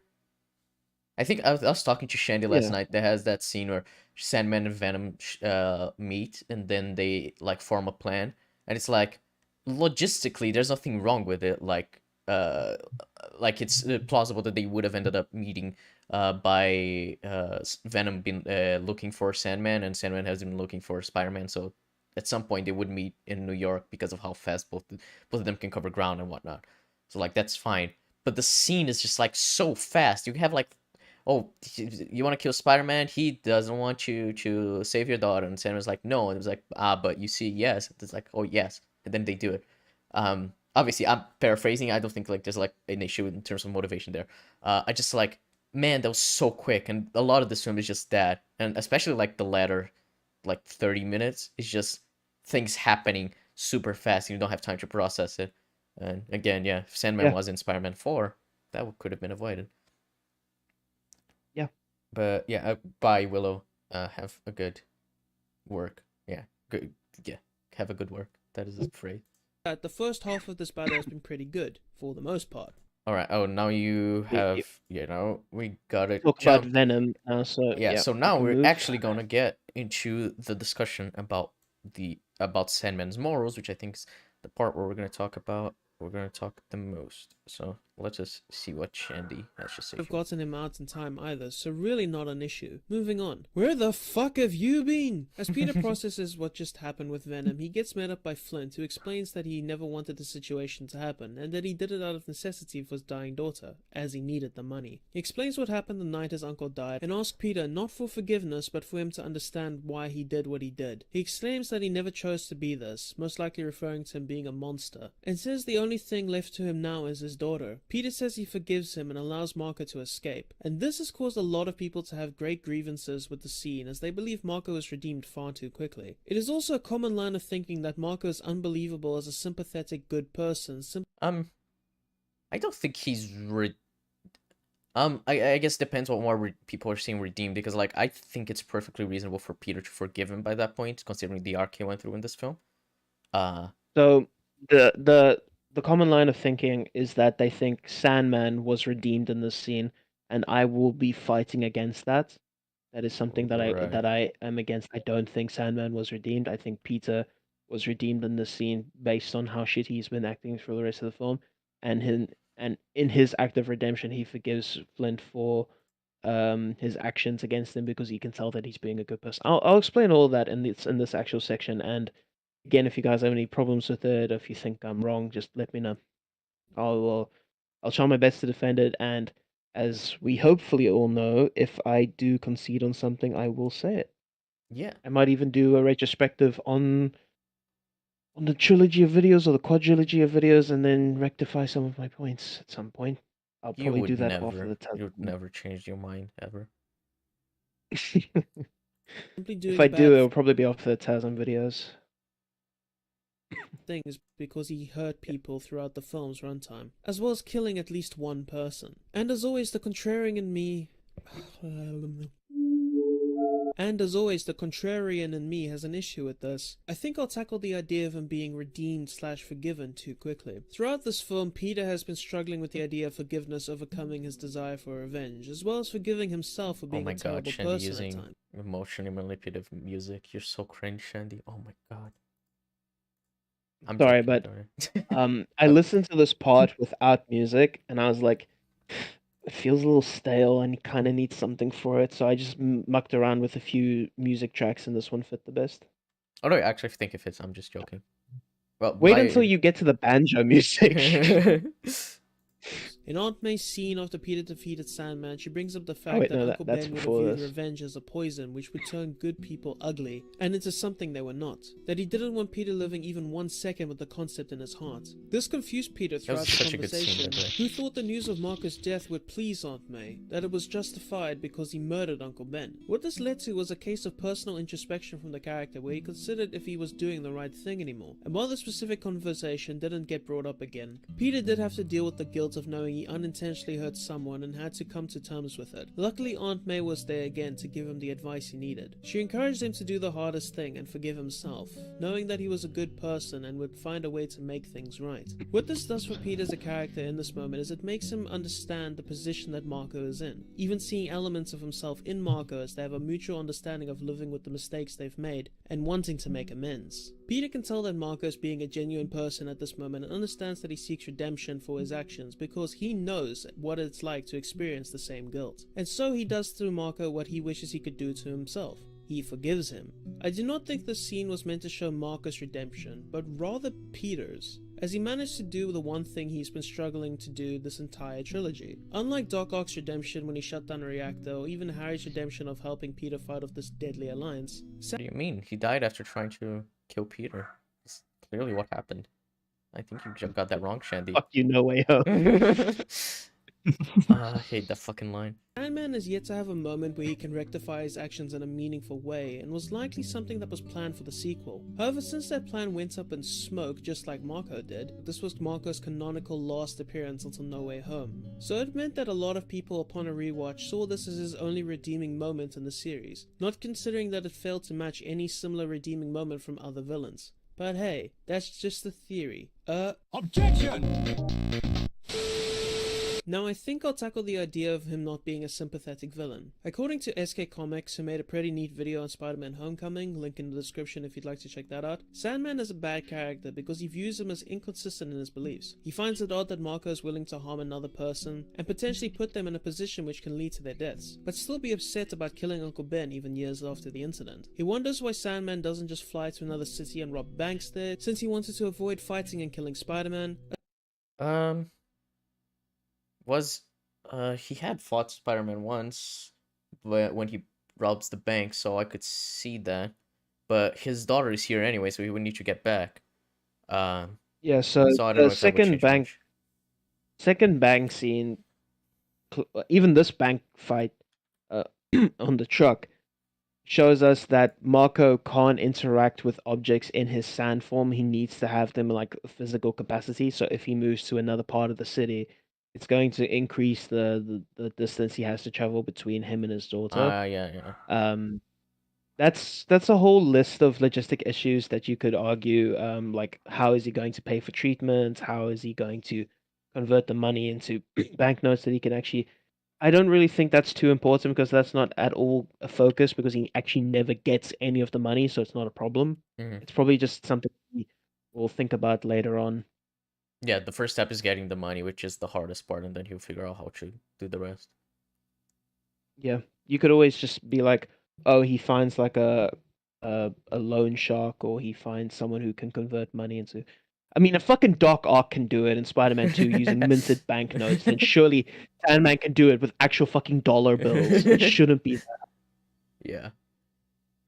As well as advocating for him giving verbal warnings before harming people. We also came to a mutual conclusion that Sandman would only rob banks at night with this belief, but I'll get to that in a second. Not to mention he found his redemption arc to be bullshit, as well as being confused at Marco no longer wanting to kill Spider-Man, which is a fair thing to bring up. I think I've done a decent enough job explaining why the redemption angle is not exactly right, as well as why it works, so I don't feel the need to repeat myself there, but as for everything else I think I should start at the beginning. Marco has inconsistent beliefs, and he exclaims he does not have the desire to harm people, but does it anyway. Now I find this particular point to be odd because people tend to do things they don't like all the time. Prime example of this is people who get up every morning. There was a very good clip she used of a Peacemaker in the Suicide Squad. Yeah, I know. I kind of so when I released the video, when it was what's the word, premiering, there was a few people in my comment section being like, oh, but it's a different thing entirely to like want to rob banks and want to kill people than it is to like go to work. It's not the same thing. It's not comparable. So the point of what I'm doing here is I'm trying to show you the extremes of people who don't want to do something but do it anyways. Mm. And I started that off at the far end of the extreme side with Peacemaker stopping Rick Flag, but saying he doesn't want to do it. I think that's a really good example of a character who doesn't want to kill someone but will do it because, as Peacemaker says, he will do whatever it takes in the name of peace. Yes. And then you have something as simple as, I don't want to go to work, but I have to anyways, and that's why I play the TASM clip. So it's like, I'm showing you both lengths or both extensions of this principle, this idea that sometimes people don't want to do something, but they will do it anyway. Do they have inconsistent beliefs if they do the thing they don't want to do anyways? Mm. So it's kind of like supposed to be one after the other, but some Right. people only heard the school part or the work part and like, Shandy, these things aren't comparable. So it's like, no shit, they aren't comparable. I'm giving you both sides of it. I'm giving you the one part that you and me can relate to because I'm very much hoping no one in my comment section has actually murdered someone. There is a possibility that happened, but I will not get into that. But most of us can relate to the idea of not wanting to go to work or not wanting to go to school. So it's kind of giving that personal connection to the point itself. which Right. I thought when I was writing that would make it stronger, but I didn't get anyone else to read the script, and I just thought, you know what, it sounds fine to me. I can justify it to myself, so hopefully this translates well. Right. To go to work? Is their desire to stay home, preferring not to work, an inconsistent belief if they go to work anyways? Marco finds himself in a very difficult position because it is made clear to us from his initial scene that the reason why he's a criminal in the first place is because he needs the money to help his dying daughter. This motivation is a strong one and makes it believable to the audience that even a good man would be willing to risk it all if it meant helping his sick child. Children are typically viewed as innocent by most people and cultures around the world, with children usually being depicted in media as needing to be protected. From films such as Jurassic Park with Dr. Grant saving Richard Hammond's grandkids from flesh-eating dinosaurs, to Joel from The Last of Us risking the fate of humanity in order to keep Ellie Yeah, safe So I everyone from know the that this seizure caused shuttle. me a no. I know this comparison caused me a bit of problems with people in my comment section because a lot of them were like, "Oh well, how can you compare these two characters? It's entirely different." And it's like, Yeah, I'm it's not though. again I'm looking at extremes on both sides. I'm looking at a paragon um versus a renegade. I'm looking at someone who is very clearly a good person, like um Grant from Jurassic Park. He doesn't do anything at all morally questionable in the movie, Yeah. besides maybe scaring the kids by pretending to get himself electrocuted. That's the one thing I'm like, maybe now it's not a good time to give them a heart attack. Um, and then you've got Joel, who everyone's like, I mean, even before The Last of Us 2 came out, he was a very divisive character because of his decision at the end of the movie and a lot of not the Game. end of the movie, the end Yeah, of the game, Yeah. and a lot of the actions that he takes throughout the game itself. And I actually give an example or two on what he does, and I was like, um, my reasoning for this is that they both look after kids, but I very much think that a larger percentage of people, if asked, would prefer Joel as a character compared to Grant, and that's because of the trials that he goes through. It's because of the questionable decisions that he goes through. It's because of the fact that he lies to Ellie. But we can understand why he does that because he's more human. He makes bad decisions. He's not the most morally uh, coherent or morally correct person, even if he is staying consistent to himself. Right. That's the point that I was trying to get at. That even if Marco does a bad, and I bring this back to Marco, and that's the reason why I used Joel as an example. I was trying to compare the two and like try and say how they're similar. They're both capable of doing bad things, even if they don't want to, but they're doing it for the specific reason of looking after someone that we can all agree is innocent, which I think makes me forgive Marco for a lot of the stuff that he does. Right. Again, if you don't want to, that's fine. That's something no one can accuse me of. Um, I don't try and force my points onto people. If you don't agree with them, that's fine. I don't mind. I just give you my perspective on stuff. Yeah. Did not I prefer consent to. Grant. Yeah, it's fine if you prefer Grant. Grant is understood to be a good person as he never harms another being in the film, nor does he even attack a dinosaur, usually being depicted as an innocent victim in a rather unfortunate circumstance. Joel, on the other hand, is very much not a good person. Man, that scene was so good. Fuck you, man. He told you what you wanted. I ain't telling you shit. That's all right. I believe him. No, wait. He is regularly shown doing immoral things for the sake of looking after himself and Ellie, and is responsible for the deaths of quite a few people. And yet he is still one of the most beloved characters in fiction due to his relationship with Ellie. His decision to save her at the end of the film is heavily debated because of how many people who like him Yeah, the film. I even did it in the fucking script. God damn Yeah, I it! was thinking. I mean, to be fair, this is basically a movie. It's fine. I mean, yeah, I like the game because of the story, because the gameplay is very much not great. So yeah, the I'm hours of leaning more gameplay. towards Bill and Sam, to be honest. Those two are my favorites. Bill and Sam, especially Bill. Fucking love Bill. Bill's He's great. Yeah. great. defend him for his actions. Now, why is that? How can we have such diametrically opposed characters, and yet if I were to ask the average person who they liked more between the two, most people would tend to pick Joel?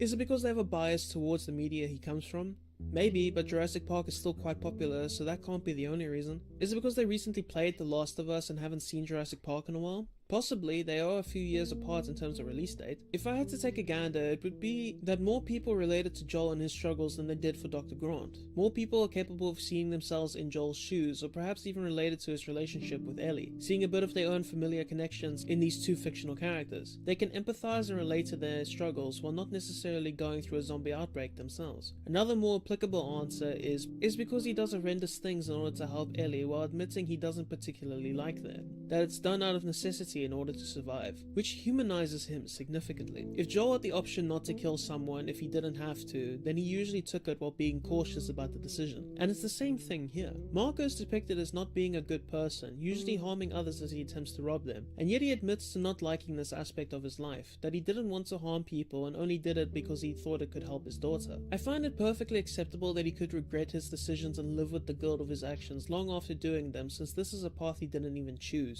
And if he did, then it was done out of desperation. It was done for survival. Marco clearly laments his actions at the end of the film, but he also does it a few times during the film, most notably when Peter calls him out for killing Uncle Ben. You can see it in his expression as he remembers what happened that night. When accused of murdering a man by his wife, he reacts angrily and says, It wasn't like that. It wasn't. I had good reason for what I was doing. And that's the truth. the first piece of I'm important just gonna information press that Captain pause here real quickly. Yeah. Notice how in that scene specifically, it cuts between him saying it wasn't like that and his daughter almost implying that the reason for why he did that is right there in the room. Yeah, it's good visual Yeah. storytelling. He ended up killing Uncle Ben because he was robbing money that he needed to help his daughter. So We spend more time with and play as Joel. that's also a good point. I mean, Sure. if we spend more time as Joel, our chances of connecting with him are bigger, which is why I think a lot of people would cite some of their favorite characters as TV show characters rather than movie characters because of how much time we can get to spend with them, to see them develop. So yeah, that's also a good point. No, that's a fair enough point. Stacy gives Aunt May and Peter was that Marco admitted his crime to his cellmate before escaping, which clearly indicates guilty conscience. There's Yeah. definitely an attempt to create a thorough through line of Marco's character throughout this film, but due to the issue of so many other plot lines running at the same time and being introduced at blazing speed, the audience member can be forgiven for not picking up on these details, or just flat out forgetting them as they try processing all this new information. It also doesn't help that Flint isn't given as much time to develop as a character compared to Peter, Harry, MJ, or even fucking Eddie. His one defining trait is his motivation for helping his daughter, but besides that, he is usually just depicted as the monster of the week. If you didn't believe me before when I said this movie should have saved Sandman for the fourth film, well, I fucking hope you do now. So to answer the question, yes, Marco does have consistent beliefs which he has to forego in order to help the one person who is worth breaking his morals for. But that's not the end of this convo, just yet. I still need to address 4 more points. Oh boy. Yeah. So before we continue, does anyone have any issues with what I said? Jeb, do you have any questions? Odd, and I'm perfectly willing to hear out counters to stuff, and if you guys disagree with stuff. Well, the issue is I didn't get a word of it because it's only left there. Fucking Motherfucker, we told you to switch earphones! It wouldn't. if you want to talk, to just switch back. It makes much more sense for you to listen considering you're not even talking that much. You understand how laborious it is to keep switching and switching back. Just switch back when you want to talk. Maybe you've talked like maybe 3 just- times.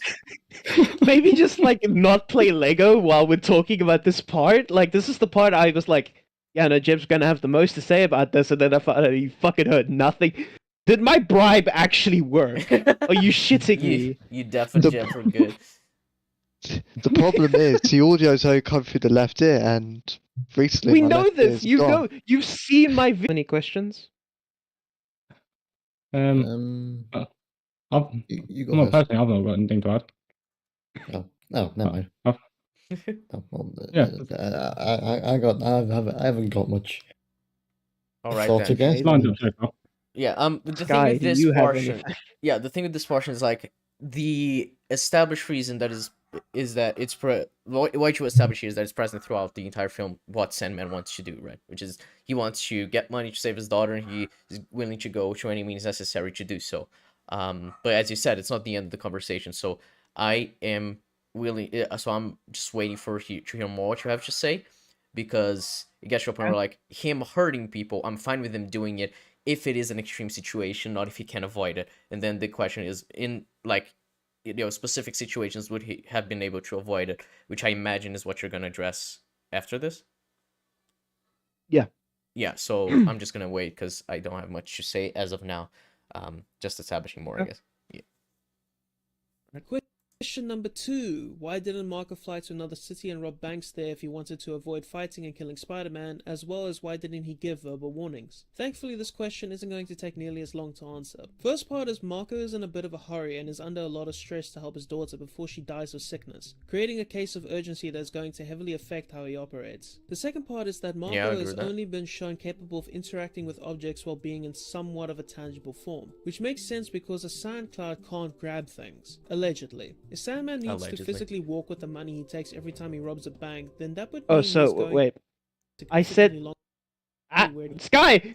Okay. Fucking Christ. I said the allegedly part because I hadn't seen No Way Home before that point. Right. So if the movie introduced him as a SoundCloud and he could grab things, then that makes my point null and void. Right. So that's why I said allegedly. But While having a relevant clip, because I like doing that. I like putting on relevant clips when I'm talking about stuff. I wish more people did that. Yeah, it's something I find weird. And I think that, when you're talking about a point and you put a clip, it should relate to the point you're making rather than just being a random clip for visual sake. Should complement what you're saying. Yeah. Yeah. Can't grab things, allegedly. If Sandman needs to physically walk with the money he takes every time he robs a bank, then that would mean he is going to be taking significantly longer to get the money where it needs to go if he needs to move to another city. This would cause an interruption to his case of urgency in helping his daughter, which is a no-go option. At this point, getting rid of Spider-Man would give him the ability to rob as many banks in the city as possible without facing nearly as much resistance, which is why the offer was so tempting to him. It meant he didn't need to be a monster for much longer, which, judging by his dialogue with Peter in the finale, seemed like a secondary goal he kept very much to himself. Still, pretty understandable, as this depiction of Sandman is supposed to be reminiscent of classical horror story monsters such as Frank in Stein's Monster. The second part of this question is why doesn't he give verbal warnings? And yeah, I get this. You have a guy who doesn't want to cause harm but will do it without giving fair warning. It's a bit confusing. Problem with this is we do know Sandman is willing to give warnings or even ask to be left alone, as he does it with Spider-Man in 2 different scenarios. During the truck robbery after Spider-Man arrives, Flint warns him and says, "I don't want to hurt you, leave now," which resulted in Spider-Man not taking him seriously, leading to a fight. For the second time this happens, Flint basically hits a wall after being spooked by Spider-Man, then asks him, "What do you want from me?" Clearly wanting to be left alone, he asks Spider-Man why isn't. Do you bring up the fact that he doesn't say this to police officers though? Are you gonna bring that up? I can't remember if I do, but I could probably talk to you about that one now if you wanted to. I just can't remember if I do it in the actual video.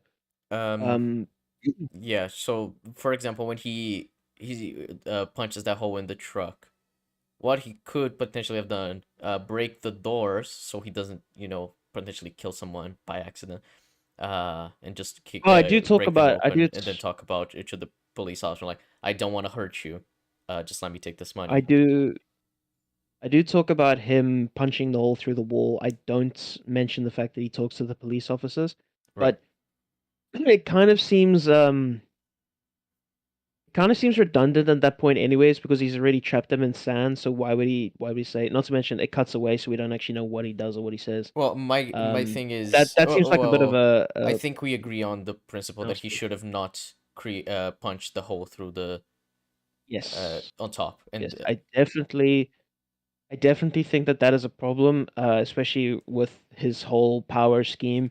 I don't think that there was enough break and momentum between the actual roof and hitting the guy. I think the guy definitely should have been injured at least.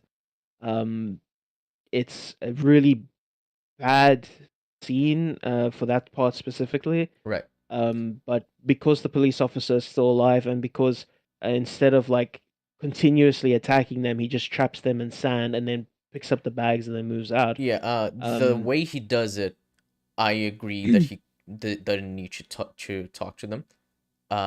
I would just say if he should have started out with a different attack, and then he could have warned him like, okay, don't uh I'm not gonna hurt you if you just leave me alone and let me grab the money. But that Yeah. would require him So starting out with a different way to get inside their armored truck. Potentially what he could have done is instead of punching the roof, he could have punched the actual door itself, or maybe even punched from the side. Right. Getting in that way. He knows that he's bulletproof at this point, so he doesn't actually need to hurt them. But what Yes. he does is he restricts their movement and prevents them from interfering, and he puts them in the front of the van itself, which Mm-hmm. leaves plenty of open room for him to actually pick up the money and put it in the bags. Yeah. Yeah, so I Yeah, agree. that's He what he should have just opened with a different move, but what he does after I think is fine. I also mentioned the reason for why he doesn't actually stop the van or save the guards. I do mention that in the video. I don't know if you're gonna like the reasoning though. That got a bit of flack. Let's see then. Antagonizing him. This one isn't nearly as clear as the first one, but based on his body language, which shows a hunched up man acting defensively, I gathered that he was intending to be left alone, which is why he asked Spider-Man what he wants with him instead of telling him to piss off. You also have to consider that from Marcus' perspective, he beat Spider-Man pretty badly and would assume that due to such an event, Spider-Man wouldn't be as openly antagonistic towards him. If Sandman was such a bad person, then he wouldn't even want to give a warning or ask what's the deal, he'd simply just attack. Now you could reference his actions during the first robbery for a point against him giving a fair warning, but I'd like to examine that scene first. This is more than likely the same day Marco was reborn as Sandman, and is most assuredly the first time he is experiencing his powers in such a manner, which is likely going to mean he is less experienced in how to use it. Not to mention that every time there is a police officer on screen, they shoot him without warning, and understandably so. It's not every day you see such a beast. But that's not how Marco perceives himself, at least not yet, as he would likely still consider himself to be a person. And what do people tend to do when they are violently threatened like this? They react almost equally as violent in response, or they run away. It's simply a defense mechanism thanks to years of evolution. Marco manages to punch through the armored car, yet is still somehow soft enough to not kill the man inside, which we can take to mean different things. Either the film didn't want to depict the graphic murder of a police officer, or Sandman tried his best not to permanently harm the person underneath with his punch. Yeah. Yeah. I mean, he could have tried that, but from the way he is able to punch through the armor cars, like, that is enough force to kill that man. I know, it's definitely something that's an eyebrow raiser, and I mean, just to put it bluntly, the guy should be dead. I've said this a few times. I even said that in the actual part where I was talking about that scene in its entirety, and that's why I said it would be a good idea for us to watch the parts that I'm actually criticizing first before I get to the moral section. I do think this is a problem. Yeah. But not because I think it goes against his morals. I think it's a problem because it's inconsistent powers. It's not applied equally. He somehow punches through the van but leaves the guy inside unharmed. So what I can gather from that is he doesn't want to kill them, he just wants to get inside. But the problem is the way he does it makes no sense. Was there a clip of 21 Bridges in there somewhere? Yes, it was. It was the police captain. So So the question I want to ask here then is, you find it as a power inconsistency issue, not a character issue, that he punches and the punch could have killed the guy. Yes, that's my issue with Sandman as a character in this movie. Not from a moral standpoint, but from a power standpoint. His powers are inconsistent. Right. And the movie tries to wiggle its way around his powers by having him do things like not harming the guy inside the truck or leaving the guards unconscious in his house. Because, and this isn't something that I mentioned in the video, this is actually something I thought of a while later. You do still have to consider the meta perspectives. The fact that he is the monster of the week, the fact that he is an antagonist in a Spider-Man movie, the fact that this is a Sam Raimi movie. Nuance isn't really something that they do very well in these movies, unless it's like with Doc Ock, but that's a problem because that movie sucks. Yeah. So the quick and easy route is basically to just say Marco is a sympathetic person, but he does bad things because he wants money. How do we show him doing bad things? Well, he attacks the police. He robs banks at night with one knocked out guard and very little casualties. Um, Teams up with Venom at the end of the movie, it tosses a few armored police vehicles that would very likely not lead to anyone getting injured because they're inside an armored car. At the end, just stuff like that. Yeah. It's because like I guess you see it from a different lens than I guess I see it. Because for me, it's like for Sandman as a character, when he punches that, he could have easily killed the guy. And I don't think he. It doesn't seem like he cares. But from your perspective, it's like the power is just inconsistent. He wanted to not kill this guy, but because his powers are inconsistent, it looked as if he should have died, even though he was trying to avoid it. So it's more of a, I guess, the way they show it visually, what he was attempting to do, doesn't work well with what actually happens, I guess. So Yes, I the guess you see from a visuals more meta go. perspective. Yeah, the visuals go against the intention of the scene. The intention is that he wants to get the money without hurting the police officers, which is why he opens up the van. But you and me spoke about this a while ago, um, with different methods that he could have gone through in order to get inside. And I think you mentioned the fact that he could just open up the door using like his smaller sand form. And from what I can remember from that conversation, I said that it's very unlikely that he would do that because he's firstly learning his powers Oh yeah, and secondly because of the that's what. emotional state. Yeah, that's what we mentioned. It's how he probably didn't know he could become like small sand and just flow Yeah, himself inside, as he does that later in the yeah. grading. Uh, which You also I'm have to fine with consider the believing. emotional. Yeah, you have to also consider the emotional state that he's currently in. Um, this is an assumption because I don't see him using something as refined as like the small sand form, but usually in other forms of media and in other interpretations, when you do something that requires finite movement, it requires more concentration from someone, Hmm. whether you're like drawing or lockpicking or something like that, or it requires precise movements from someone.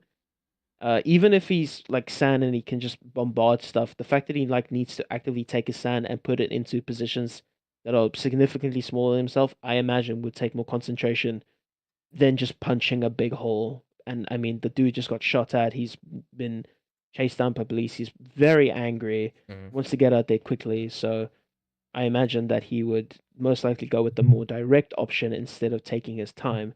Then Right. you also have to factor in the reasoning of he wants to get this money as quickly as possible so he can save his dying daughter. Um, and there is something I mentioned a little later on about there being a deleted scene. His daughter visits him at the end of the movie, and as far as I can recall, she does say that she's going to be dying pretty soon, so that's kind of like why he leaves Spider-Man at the end of the movie, so he can spend his last few days with her, or weeks, or however Right. long she has left. So the urgency point has more validation to me, at least, because of that scene's potential existence. Well, but even The if it fact that doesn't she is so exist, you can successful. imagine she's getting worse because the point is she needs the treatment. So either she gets the treatment or she's gonna keep getting worse. It's just like the nature of how diseases work. So I'm fine with believing Yeah, that it's not like you don't need to show it to believe that it's time it's sensitive. also it's also the mental thing for him because he is the dad of his daughter. Even if she takes like 2 years to die, he doesn't know that. He wants to Hmm. get her as healthy as he can Well, yeah, it's the same immediately. idea as That's why we defend the way Harry approaches Peter in The Amazing Spider-Man 2, not Peter Spider-Man, yeah, when he's giving the blood. It's like, no, Harry and I don't have Norman. time to, yeah, I don't have time to test it because if he tests it, that means it'll take more time and his motor functions are gonna start deteriorating because it is a degenerative disease and he doesn't want that. He wants to, either he tries it now and maybe he dies, maybe he doesn't, or he keeps going and then he's gonna end up like his dad, and maybe he doesn't even end up like his dad, but he gets worse and worse over time because of how the disease exists. So either way, he wants to fix it as quickly as possible, and if he has to wait, then it's not even worth it because he's just gonna become a cripple. So Then you would counter that by saying, okay, so Sandman is so urgent, then why doesn't he rush Spider-Man again? Why doesn't he beat him, pick up the bags, and then run away? But I mean, in that scene, you can clearly see that, he's disgruntled, he's upset, he wants to get away from it because he's caused too much damage already. and that's why when he goes for another bank heist, it's at night. There's only one knocked out guard. The guard is still alive. There's minimal damage, minimal civilian casualties, Yeah, and he the only walks there away was without a fighting Spider-Man. taxi that was upside down. I imagine it would have been empty and it was just parked on the road. That's my guess. In that scene, yeah, maybe. I didn't see anyone in there. I can check. Actually. So potentially. Yeah, I'm opening here to I check. didn't even notice. I didn't even notice the taxi. Well, I noticed it when you was playing your video, the clip. So I'm just gonna try to get the clip just to be sure. In the second Yeah, when heist or the first heist? when he robs the bank. I am opening it here just to check. But I remember seeing a flipped taxi here. I'm putting it on screen. You can see the taxi right here. It is flipped. And then you see a bunch of paper, a lot of paper on the ground, but it doesn't seem like there's like a lot of damage. Though, a bunch of taxis here, you would assume the taxi could have been occupied, but you don't see anyone in there, I guess. And if Spider-Man doesn't check on them, neither does fucking Eddie Brock, so I guess it is empty, because otherwise they would have, right? Like, surely. Yeah, I mean the interpretation, yeah. Yeah. The radio says that a sand cloud attacked the bank, so you could just say that Sandman did that so that more people would run away. That's why the taxi was empty. Well, I would argue that probably when he was entering the building as a sand cloud, he flipped the car as like just the wind that his cloud carries. Because we see what that I'm saying is why the taxi was empty. Oh yeah. I guess he could have like well, I guess he could have threatened them and get the people inside to run away, and that he flipped the car potentially to make people less likely to attack him. I guess. Can't really know because we don't see it. Yeah. So there are possibilities, I guess. Yep. Then you have the absolute bad faith interpretation of he attacked and murdered everyone inside the building. We only see the one guy because he's the one guy escaped. There's also that interpretation. Yeah, which I think is weird. All right, so are you gonna talk about what happened before this when he, punches the air and then starts flying away? That part? Video. Yeah, are you gonna talk about it after this? No. Right. Don't think I am. Right, so I just want to get it up here then and check some things, because you can see that the punch is strong enough to like lift a few cars up. Yeah. So that's kind of my issue. Is the strength with which he does it, but the issue is surely he wouldn't know his own strength by that point, considering he just got his powers. So that would be the defense, right? So it's kind of the same defense that you can make for why Peter punches Flash as hard as he does in the first movie. He doesn't actually know his own strength, and he's just reacting to stimuli in the moment, even though the punch should have killed Flash. Right. So he punches these shoe officers, and they're like fly away, and then cars are flipped around. Surely, with how strong this was to flip these cars around, those people are dead, right? Those police officers. Not necessarily, because he's picking it up with a lot of momentum and with essentially like his own form of wind.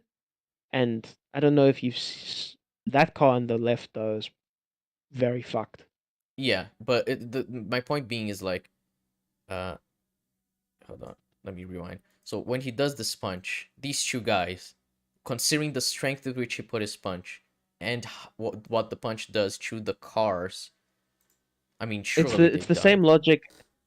It's the same logic as the punch through the armored truck. Right. Like, yes, I agree with you. These guys should be dead. Right. And whether the problem or not is they're dead this is yeah. The thing of whether or not they are dead is up for debate, because this is a Sam Raimi movie and he's very loose with durability. I don't know if the intention is that he actually killed these people or he just knocked them away and made it look as violent as possible, because It's spectacle. Yeah, Sam Raimi likes this spectacle. So Like, I I guess mean, because the idea would be if hold on, no, I'm Sorry, going to go use ahead. another example here real quickly. It's actually in this movie. All right. It's the crane accident scene. You remember when a whole bunch of stuff gets knocked down and then we see people actually getting hit by the debris, Yeah. but no one in that scene makes mention of the fact people get hit by the debris and everyone just assumes that people are fine because Gwen has been saved. It's a really fucking stupid scene, and I'm not going to defend it like at all. I even argue that it's really shit in the video itself. Mm-hmm. But if the intention there is that no one is actually dead, despite getting hit by fucking what's the word? Terminal velocity concrete and steel, then you could probably say the same thing for these guys here. That Right. despite getting hit by something that should kill them, we're playing loose with physics, which is consistent with the rest of the trilogy. Yeah. It's I think it's a consistently problem. Don't get me inconsistent. wrong. I think it's a problem, but I don't think it's actually killing them. Right. So I guess the idea would be there are two interpretations. The one where he didn't kill them, and it's just inconsistent powers, which is valid, I would say. The other interpretation being that they did die, and I guess he thinks that was necessary because it happened when it was just like instinctually he was just like, I want to fly away, and then he punched it, and then he was like, oh, I can't fly, and then he did that, and then he went after the truck to get the money to get it as fast as possible. So I guess he could justify it in his head if he had killed them, but then the issue is he would mention it later in the film, I imagine, or there would be some mention considering his character feeling so guilty over Uncle Ben, because he even thought that kill these police officers, it would be something that's weighing on his conscience, and he would lament that. Yeah. But because, and this is something that I brought up a while ago with you, if you're going to make the point that the police officers are actually dead, and that they are dead in universe and not just like our reasoning, you have to prove that. You have to prove that there are actually dead police officers. I agree that they should be dead, but if they actually them actually being dead is a different story entirely, because this is the Spider-Man Sam Raimi universe where people get flown 30 feet across hallways with a single punch. Doc Ock can take, a kick through a fucking off of a train that should go straight through him from a character that's going like fucking 40 kilometers per hour, survives, getting tased by a sun. And then in this movie, you've got people that get hit by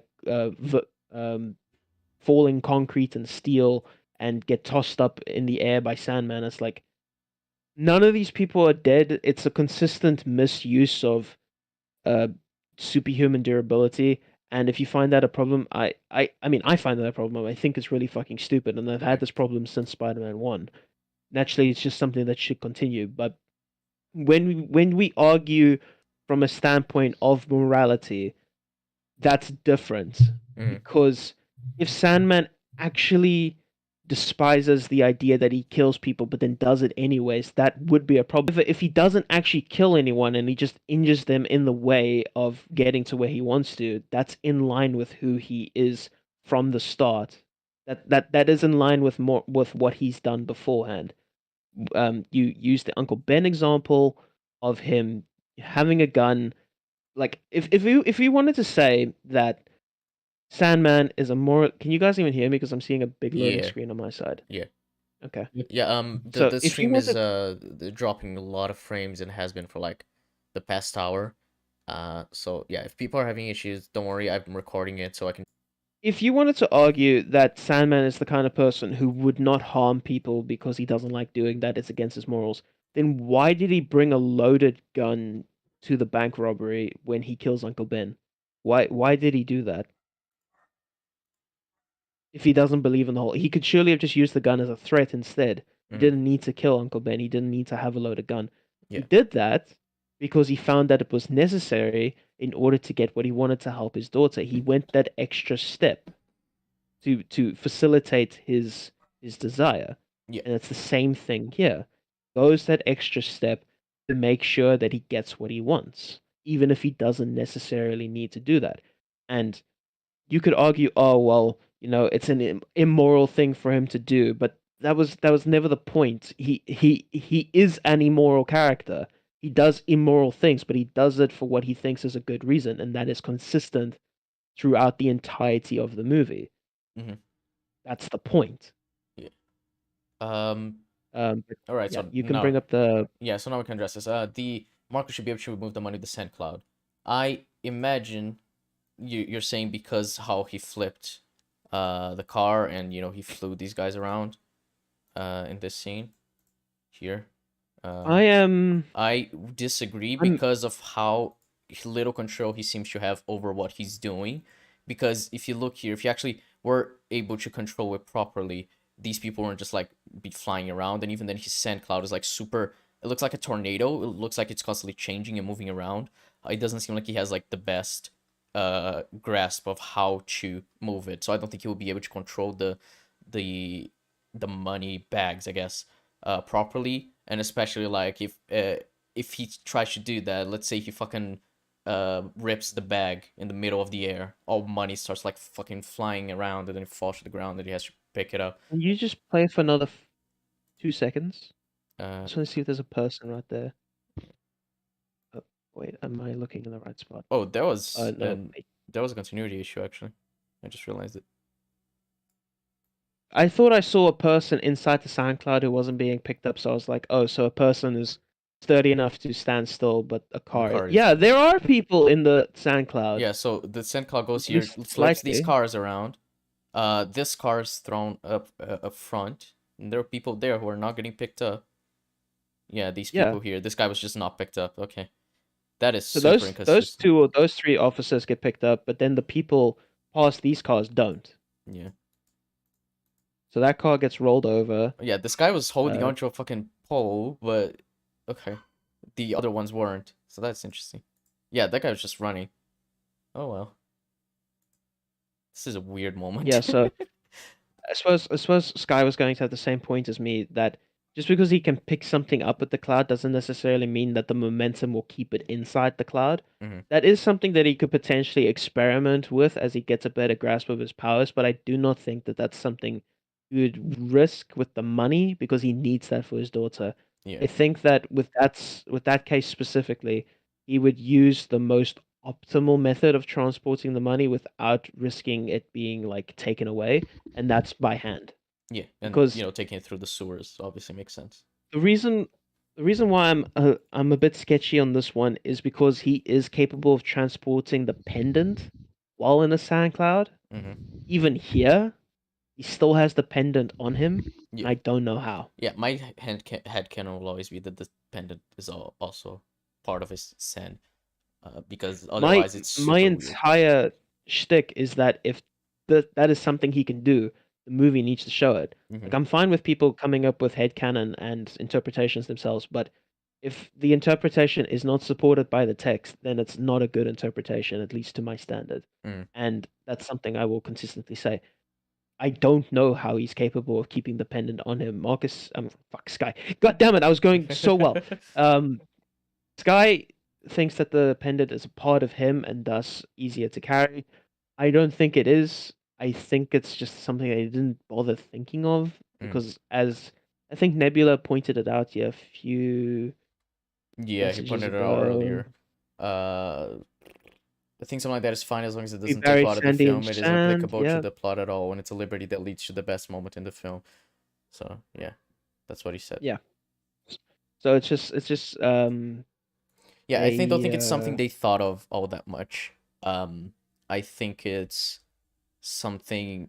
I think it's like the ring that's falling when Peter and Harry fight. Or it's like it was just teleported like several feet, up, so that it was still part of the fight when they got back to it, even though it should have hit the ground like Yeah. ages ago.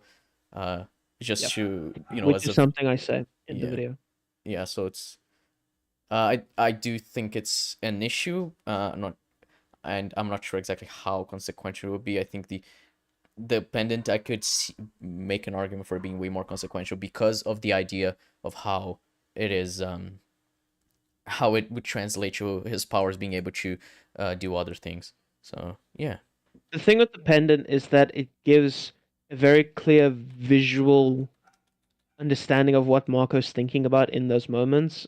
You could make it verbal instead of actually seeing the pendant, like when he says penny and looks at the pendant after crawling out of the sewer. But besides that, yeah, the pendant doesn't really serve much of a purpose in this movie. It's just a visual indicator for what his motivation is. Yeah.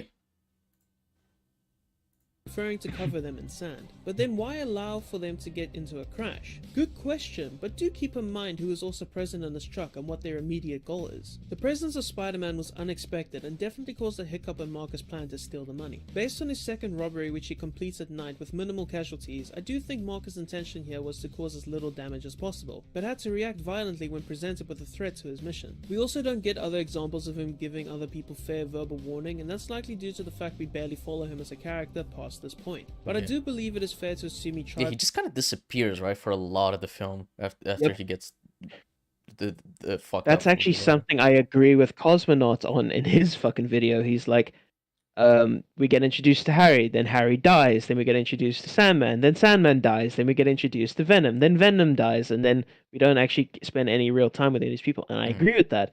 And that is my biggest criticism for the movie, is that it's too cluttered. There's too much stuff in it. Yeah.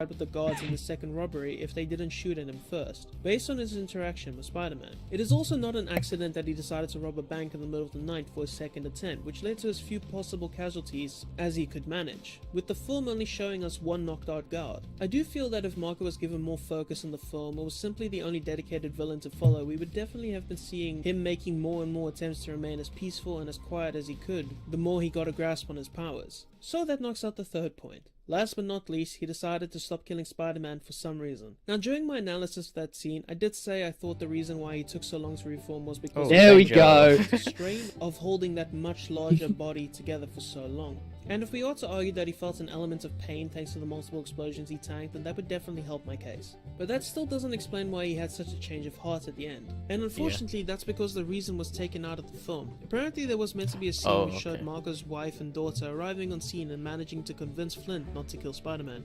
That would have helped a lot for his character motivation. Yes, it would have. Because if it definitely feels like a flip.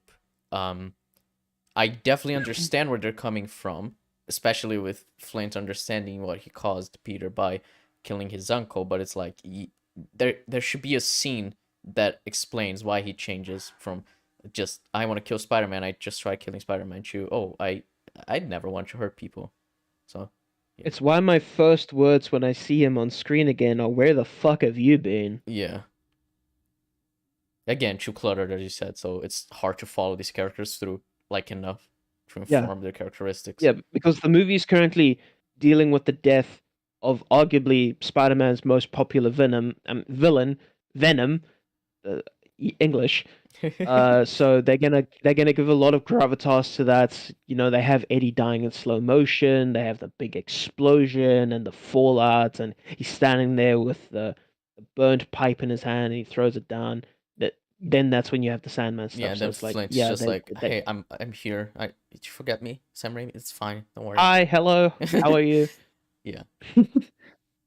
Which would also have been the reason for why he said he only had his daughter left, likely implying he was going to live with her for as long as he could, until she passed. So in a sense, there is a defense for this, but not in any way that helps the film, as it requires content that isn't there, so we can call that one a draw. If there are any more criticisms that you guys have, please let me know in the comments, and I'll Alright, so I don't accept criticism. I don't change my mind. No, you have never changed your mind.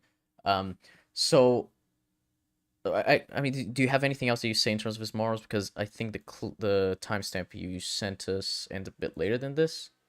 Yeah, 2:35:16. So let's just play for like a minute and 20 seconds more just to check, and then we'll talk about like conclusions, I guess.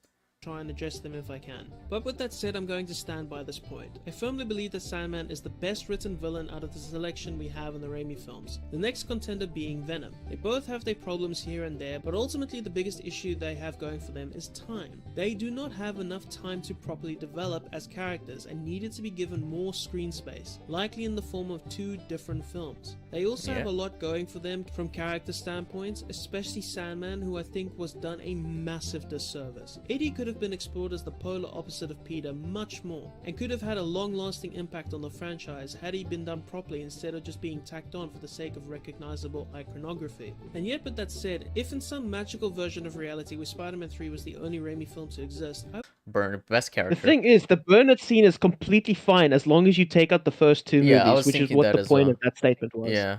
If you take fucking I it's such a Fuck, stupid fuck these movies. It's such a It's such a stupid stupid line. It's such Yeah. a stupid scene. The editor's edition of this movie fixes that tremendously because instead of having the Burnett scene, Harry just walks over to a damaged picture or like a regular picture, I can't remember if it's damaged or not, of him, MJ, and Peter hanging out, Mhm. and then he decides to go and help Peter based off of the fact that he's still friends with them and he Oh, that's values so them. much better. That's the only motivation That's he 100 needs times just to go and better. help them is that he realizes what he's missing out on, what he's sacrificed. Yeah, and then The when Burnett scene does and not then when exist in Harry's that dying and editor's he version. says like that doesn't matter, we're friends, and Peter says best friends. It's like that is so much better by having that scene. Jesus.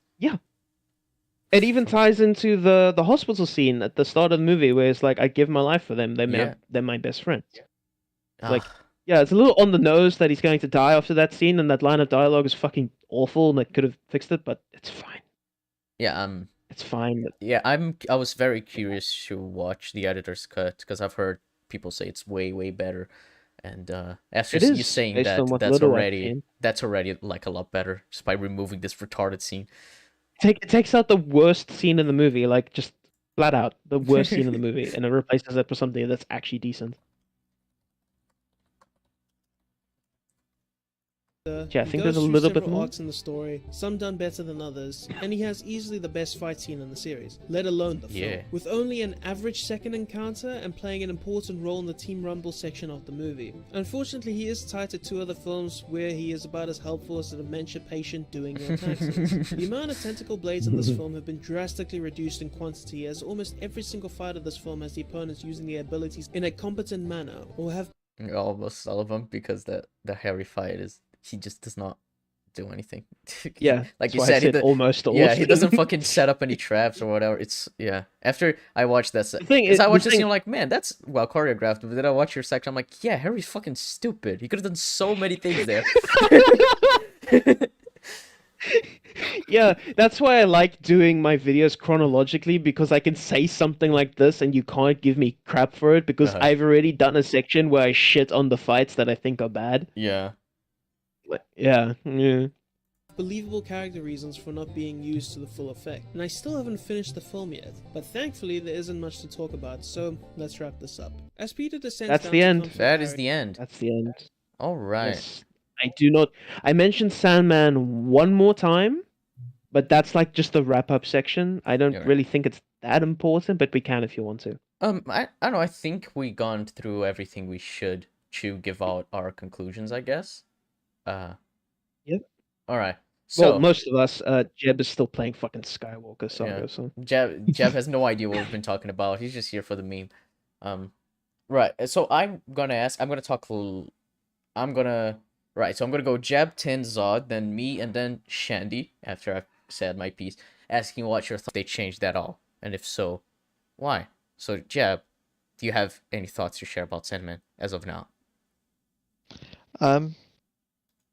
The standing of Sandman and the intentions of this film.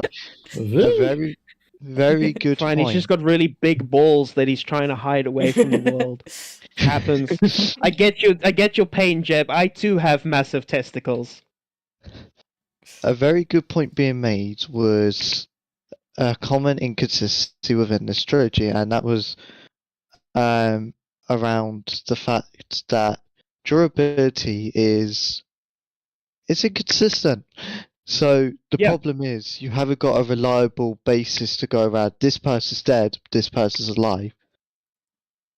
Which means therefore you have to kind of go, well, we need concrete evidence of them being dead now. Otherwise we have to default it to, well, they should be dead. I And like how you said concrete when one of the points me and Sky were talking about was Sandman making concrete. Yeah. And I think that was the best point being made. I think, because obviously a big issue for me was this person should be dead, this person should be dead. Sandman definitely killed them, but I didn't really stop to think this is the Raimi trilogy. People don't die when they should. Yeah. So No, they don't. I So, think I'm so content sorry, go ahead. content in saying he's a better character than I've come out from this. All right, I'm more but supportive of Sandman. right, but do you think Yeah. he's I guess because Morally consistent. yeah, do you think he is written Um, like if you I were I think guess you if you were to rate his consistency out of 10, what would you rate him, I guess? um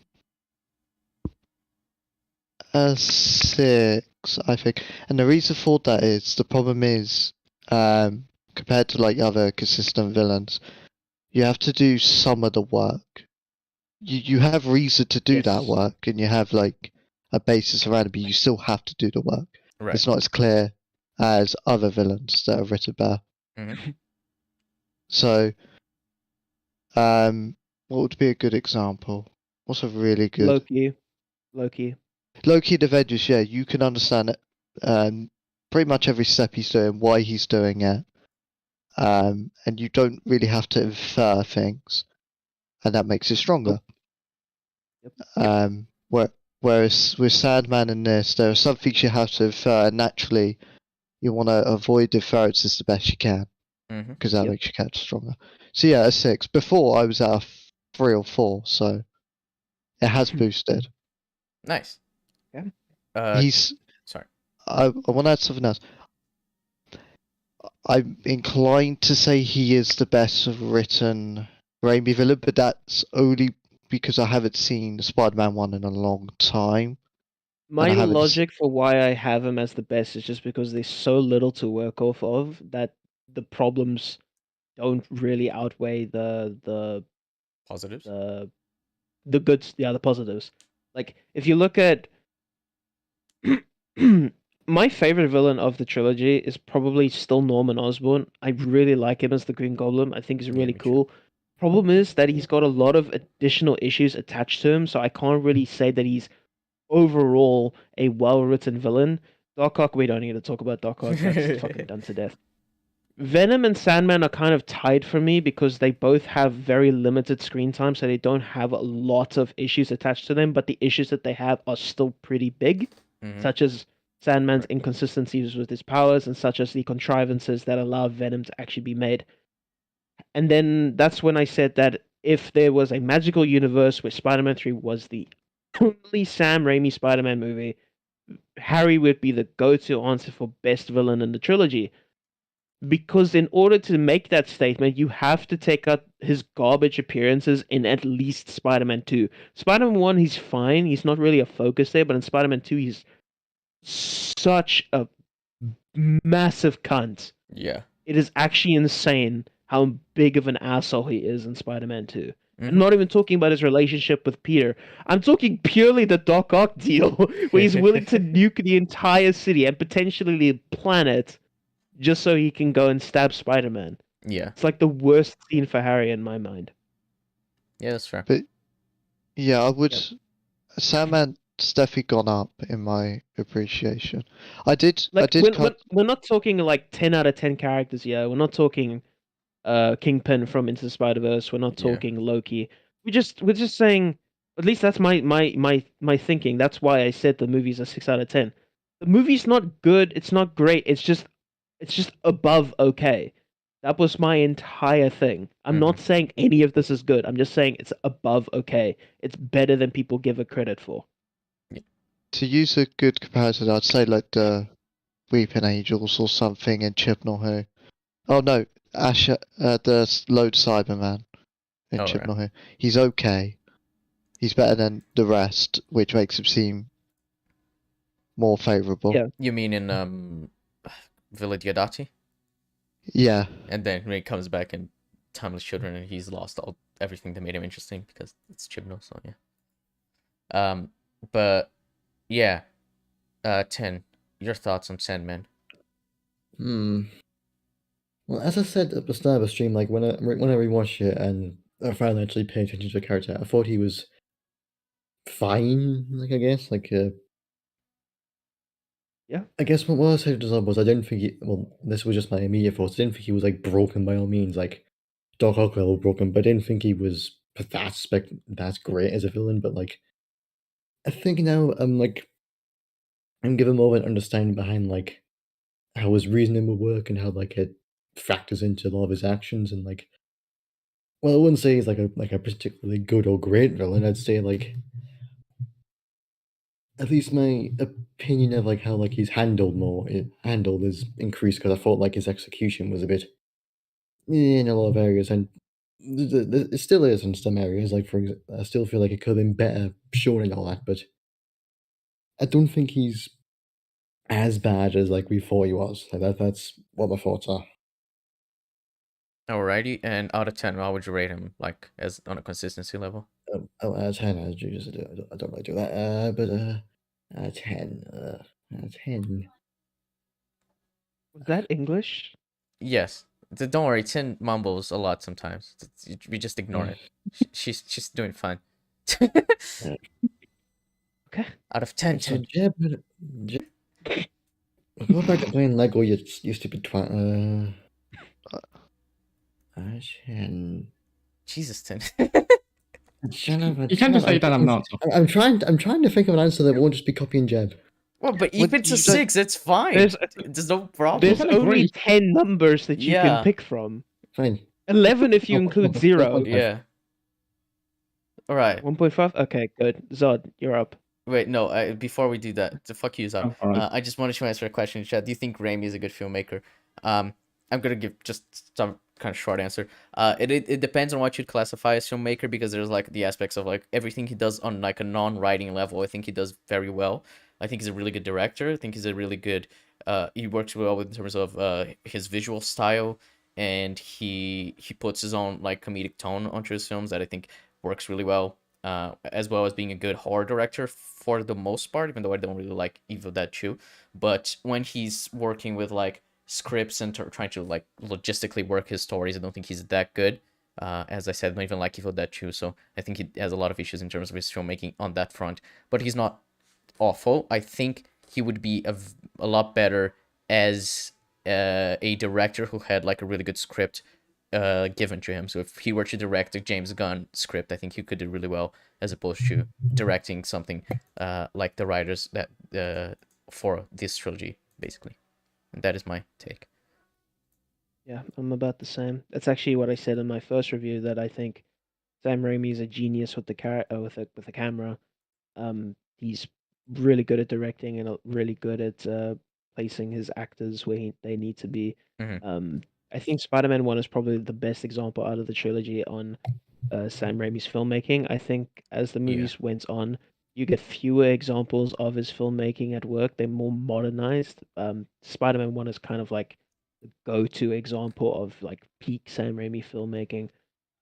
Even though the next two movies are still really well shot. Yeah. But yeah, as Sky said, if he gets given a good script, he could probably do really well. But at the moment, so if I were to rate these movies based on everything, so not just writing, but writing, cinematography, music, editing, acting, I think the score that I would give the trilogy as a whole is like a 7. Like it's really good. They're really good movies. It's just they're not really good stories, if that makes sense. Yeah, I Like agree with that sentiment. like even last night when Sky was watching the movie, she was messaging me saying that the one aspect that she didn't think that anyone would really care about, or that she would really care about, was the sound design for Spider-Man 3, and I agree, the sound design in this movie is fucking spectacular. Like, as soon as she said sound design, the first thing that popped into my head was the sound that the grenades make when they whiz past you, that little... And then you mentioned the Venom scream, and that was the exact scene I was on when I mentioned it. Because it's like, it is such a Venom distinct scream as well. Yeah, there's so much, like, fantastic sound design, especially that I love in, like, Harry and Peter are fighting and they go into the alley, and then they just cut the music and you see Harry falling. Like you feel the how The impact the of impact. every Yeah, that's the hit. word. Yeah. The impact of every single hit.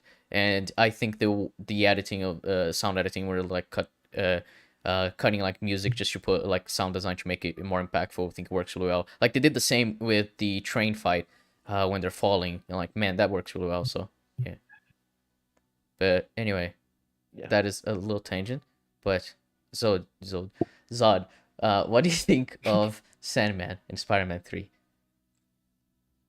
I'm I'm definitely at the point where I wouldn't consider him like broken. I'd say he has like there's questionable moments, but that comes down to either the thing that's been said before about the like the inconsistent what do you call it? Durability. Yeah, that and just Sandman not having enough time to develop properly. So you end up having to infer stuff, which, as Jeb said, you kind of want to like produce that as much as you can. But I said in my video. Yeah. Yeah, There was a definitely. part where I had Deadpool shooting Deadpool in the face, and I was like, I don't like inferences. Keep them out. They stinky. Yeah. And I was like, yeah, I don't like it when people do that. Yeah, yeah, nothing broken. And in terms of out of 10, yeah, I'd say 6 is probably about right. Right. All right. My turn, I guess. I don't think Sandman is good. I guess I'd have the lowest rating as of now. I'd give him a 4 because the idea is I completely understand where Shandy's coming from for his points, saying like it is a problem of inconsistent durability. And it is fair to see that on a meta level, but I guess when I'm looking at his character, I'm seeing like his character is choosing to put these people in danger. So while I understand the point Shandy's making, I guess I'm looking through a different lens. But I can understand way more now, and I do think there are quite a lot of things that he does in the film that are very defensible by virtue of him just being like, I'm doing this to get money to save my daughter's life, and he's willing to go to like great lengths to do it. But also I think the biggest issue for me is the fact that he, after he's taken out by Harry, he just disappears. Then when he appears again, he's just not fighting Peter anymore. Which I think is like the thing that hurts his character the most, because it feels like the biggest, most important part of his arc is just not in the film. And so it's just him jumping from point A to point B without seeing how he arrived there. And if that deleted scene was in the film, then that would have fixed like my biggest issue. And then I could probably give him like a 6 or 7. But as of now, I'd probably say he's like a 4 out of 10 character. Yeah, even though I understand Shandy's point of view, I think it's just a difference of like standards and how I view films and how Shandy views them. Because it feels to me like you, Shandy, you were doing a bit more of like seeing from a meta sense, while I think I prefer to look at it from like an in-universe standpoint of, well, Sandman did basically try to kill that guy inside the armored truck, and then he just didn't die somehow.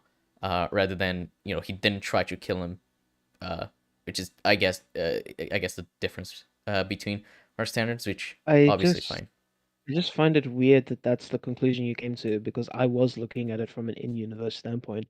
The problem is that in-universe durability is garbage. Well, It's the yeah, most but the wank thing is, thing in if this the entire durability franchise. is garbage, where would you come from to establish what the durability is? Because there has to be a line, right? The thing is, I can't establish coherent durability because it keeps changing. So in my Spider-Man 1 video, I was talking in the final section where Spider-Man punches Green Goblin and his punches hurt him. So we have an idea that Peter at full power is capable of hurting Green Goblin, and Green Goblin is capable of hurting Peter if he punches him, which is why he gets like dazed and woozy. But Right. the problem is that when you look at the scene where he punches Flash, you can't argue that he isn't using full power because he doesn't know what he's doing. So the logical conclusion for that scene is that he punched Flash at full power, which is why he flew 30 meters across. But later on in the movie, we find out that Flash doesn't even have a black eye. He's not hurt in the slightest. He just got hit really hard. So it's like, oh, okay, so a full power punch from Spider-Man doesn't kill Flash, doesn't even hurt him. It just sends him flying a few feet, but it hurts Green Goblin, who's a super soldier and wearing armor. Then you have the scene where he's kicking Bonesaw in the face, and it's like, yeah, few kicks is hurting him, but it's not knocking him out instantly. The thing that knocks him out instantly is when he gets tossed into the cage.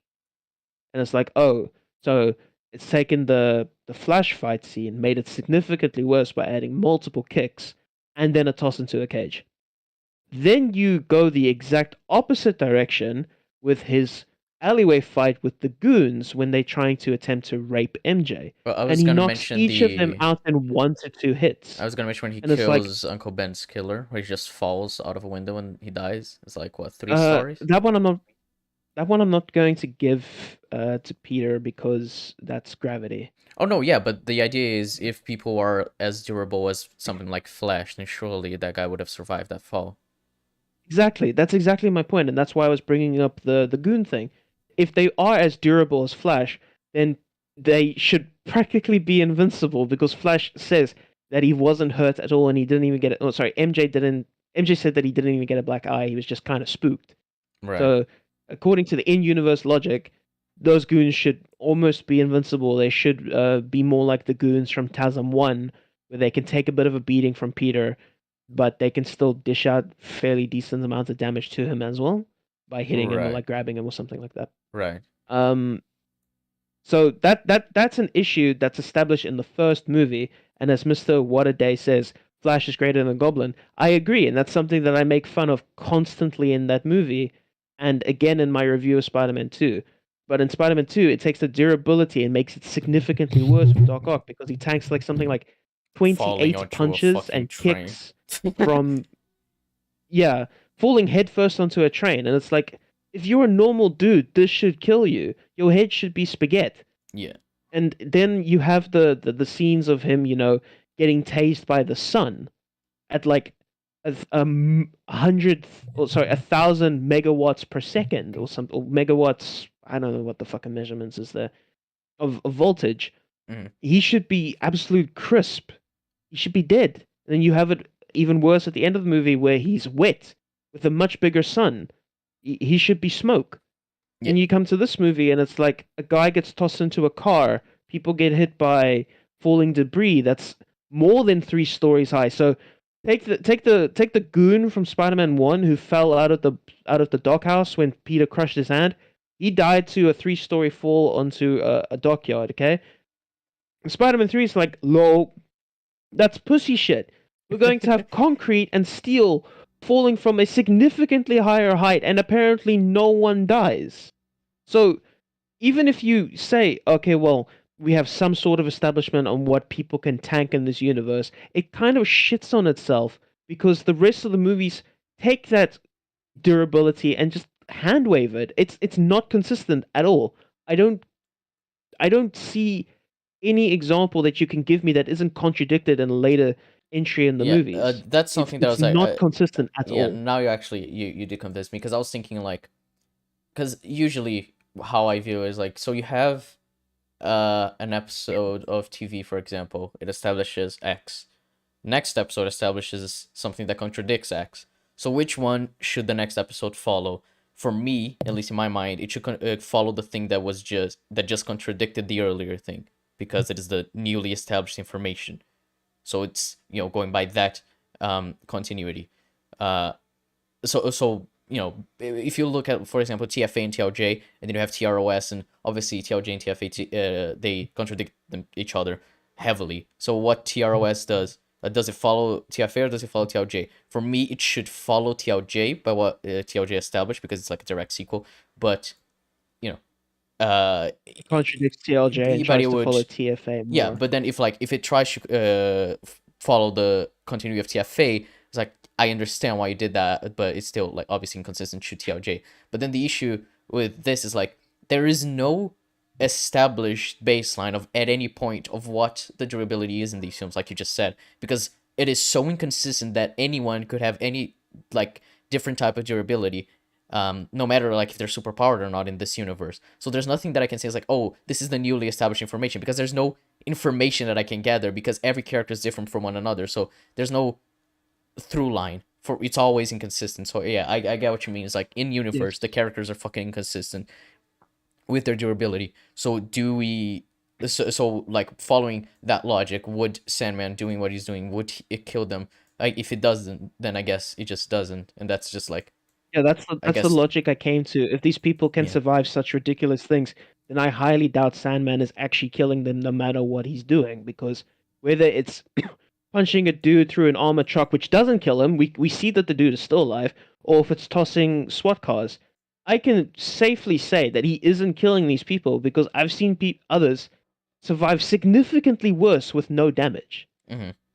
That's Right. the issue I'm facing. Yeah. And that's why I use Occam's razor as a defense for this. If you're making the claim that he is actually killing people, you need to prove that. You need to show me a body. You need to show me a news report that 23 people have died in a Sandman attack with aided by Venom. You need to show me this, because otherwise I can just dismiss your point. And I actually have more evidence to support my claim that he doesn't kill anyone, because I can just use the inconsistent durability as a point in my favor. That's the issue we're facing here. Mm-hmm. I'm not a fan of this at all. I've said this repeatedly.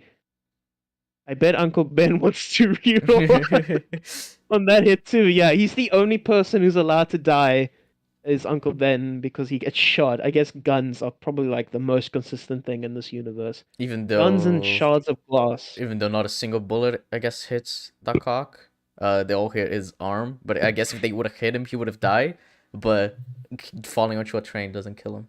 Yeah, the God, bullets. it's so dumb. But I just So dumb. I guess guns are magic in this universe. yeah, they're the only way to kill people. It's like a Vada Kedavra. Surely should follow what was established first, and then the middle thing is what's inconsistent because it was already being consistent with the prior thing. So the idea is like, so let's say you're watching a film, and then a character has no gun. Then later scene, a gun just spawns in his hand, right? And you see it, and you see the character using the gun in that scene. It's like, okay, so I guess he just has a gun now, even though it's impossible for him to have it. Then the next scene, he's supposed to still have the gun because there's no reason for him to have lost it. So would you say that the scene that's inconsistent is the one where he got the gun? Because obviously it is. But then the next one, he also lost the gun, so that's also inconsistent, isn't it, with the previous one? So if he kept consistent with him continuing to have the gun for the follow-up scene, wouldn't it mean just that the scene that contradicted the fact that he had no gun is the only inconsistent one, and the second one is just following the logic that was established just before it? That's kind of the idea that I have with like these things, are like the thing in the middle, even if it contradicts something, it should the logic of it should be followed, because it is establishing new logic even though it is contradictory. Yeah, but I have no idea what you said. Yes, Joe, I just said a lot of things. But Then yeah, that is my point. Now, Shandy, you talk about, well, actually, as I said, I changed my mind. So yeah, I think I'm good with like giving him 5 out of 10. So yeah, yeah, that's actually my score too. I'm giving him a 5. neat. I'm giving him a 5 because I think he's consistent morally.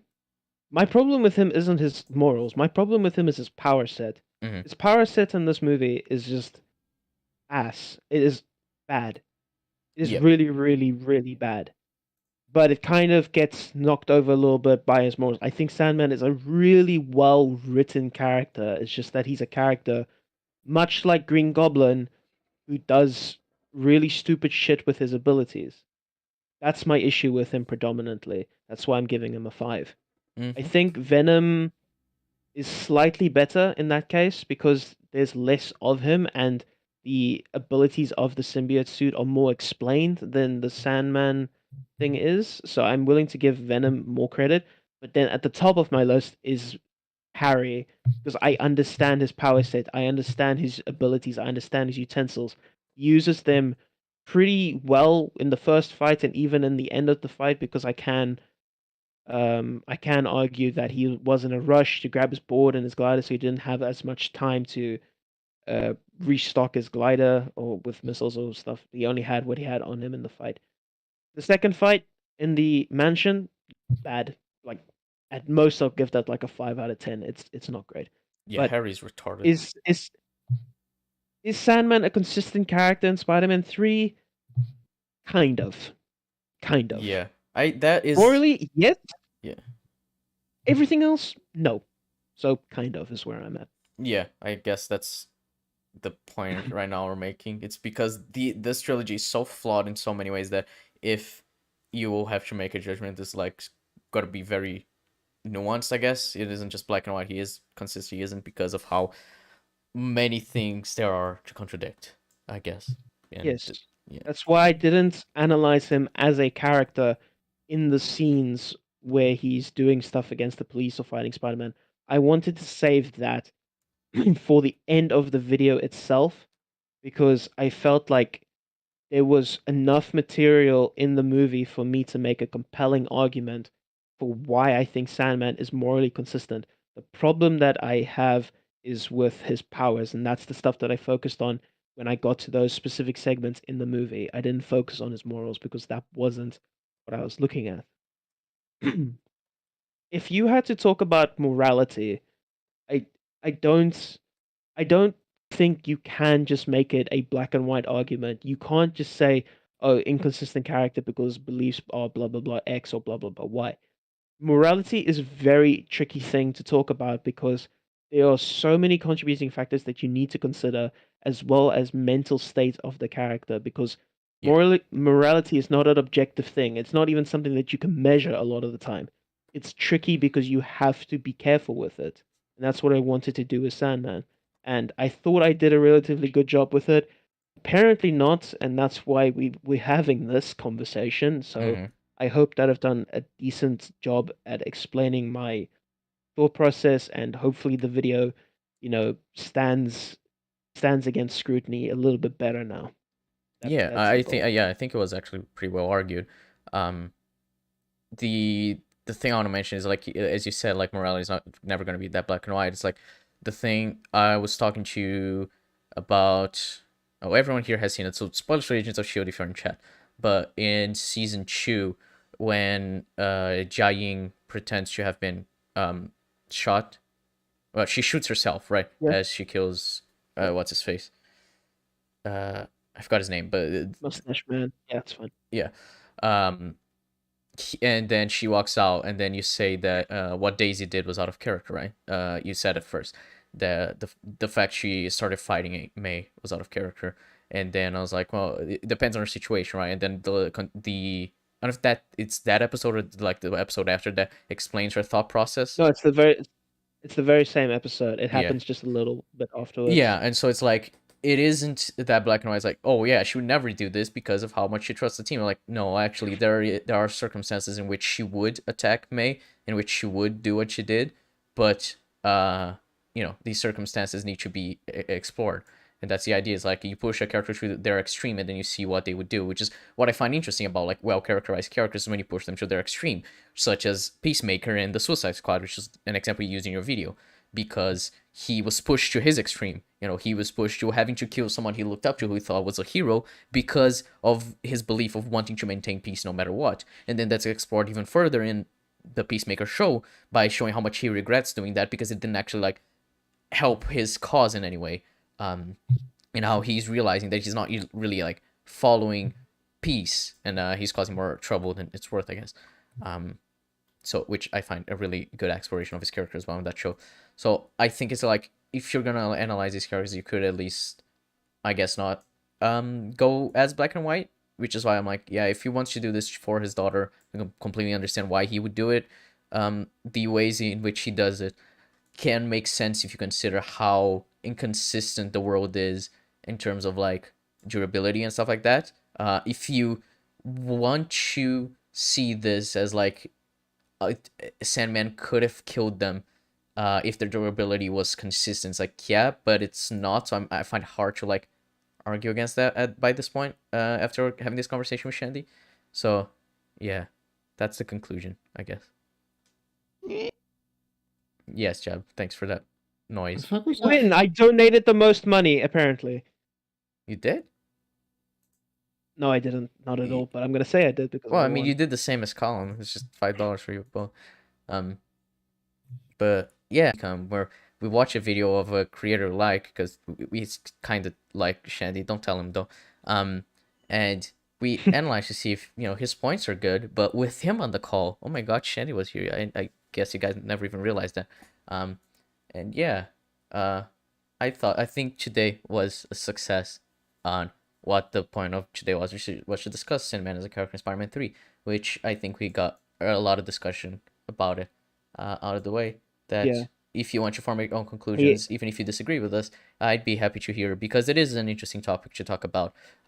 Considering how inconsistent these films are, you could come to different conclusions that maybe we didn't because of just how the other films relate to this one potentially. And yeah. Yeah. So this is actually, funny enough, just something I said in my uh section where I was talking about when Bernard told Harry that his dad died. I criticized the scene for being horrible, but I also mentioned something with regards to Peter and his character and how I don't think he's actually assassinated in this movie. And the logic that I used was, if he's consistently being depicted as a bad person from even the first movie going into the second and then finally in the third, is he actually assassinated in the third movie for just continuously doing the same thing over and over again? And the answer I came to was no, because it's consistent. He's doing the same thing over and over again. So I think the same logic applies here with the durability, where yeah, sure, the durability is wank in every movie, but it's at least consistently wank. So you can't say things like Sandman kills people because, firstly, you have no evidence to support that he actually killed them in universe. You can argue from an outerversal standpoint, looking at the real world, which is what I do with Flash in my Spider-Man 1 video. Mm-hmm. Problem is then that it's consistently wank in universe. Yeah. So even if Spider-Man punches uh, two goons and knocks them out in like one or two hits, it means nothing because 2 movies later, as I said, people survive falling concrete and steel landing on them from more than 30 feet off or 30 stories off the ground. It's really dumb. Yeah, it's bad, but at least consistently bad. Yeah, that's the idea with the durability. Yeah, which is the state we're at. It's like with the Stormtrooper aim in the Star Wars films. It's like it is shit, but it's consistently shit after A New Hope. So yeah. Like, even if it's consistently shit, I will still criticize it, Oh like I yeah, did in this 100%. video. Yeah, Like, and what that's I something you would criticize the Stormtrooper in like Empire, Yeah. Return of the Jedi, and the sequels as well. It's like it's always stupid that when they have stupid aim, but it is always like that after A New Hope, unfortunately.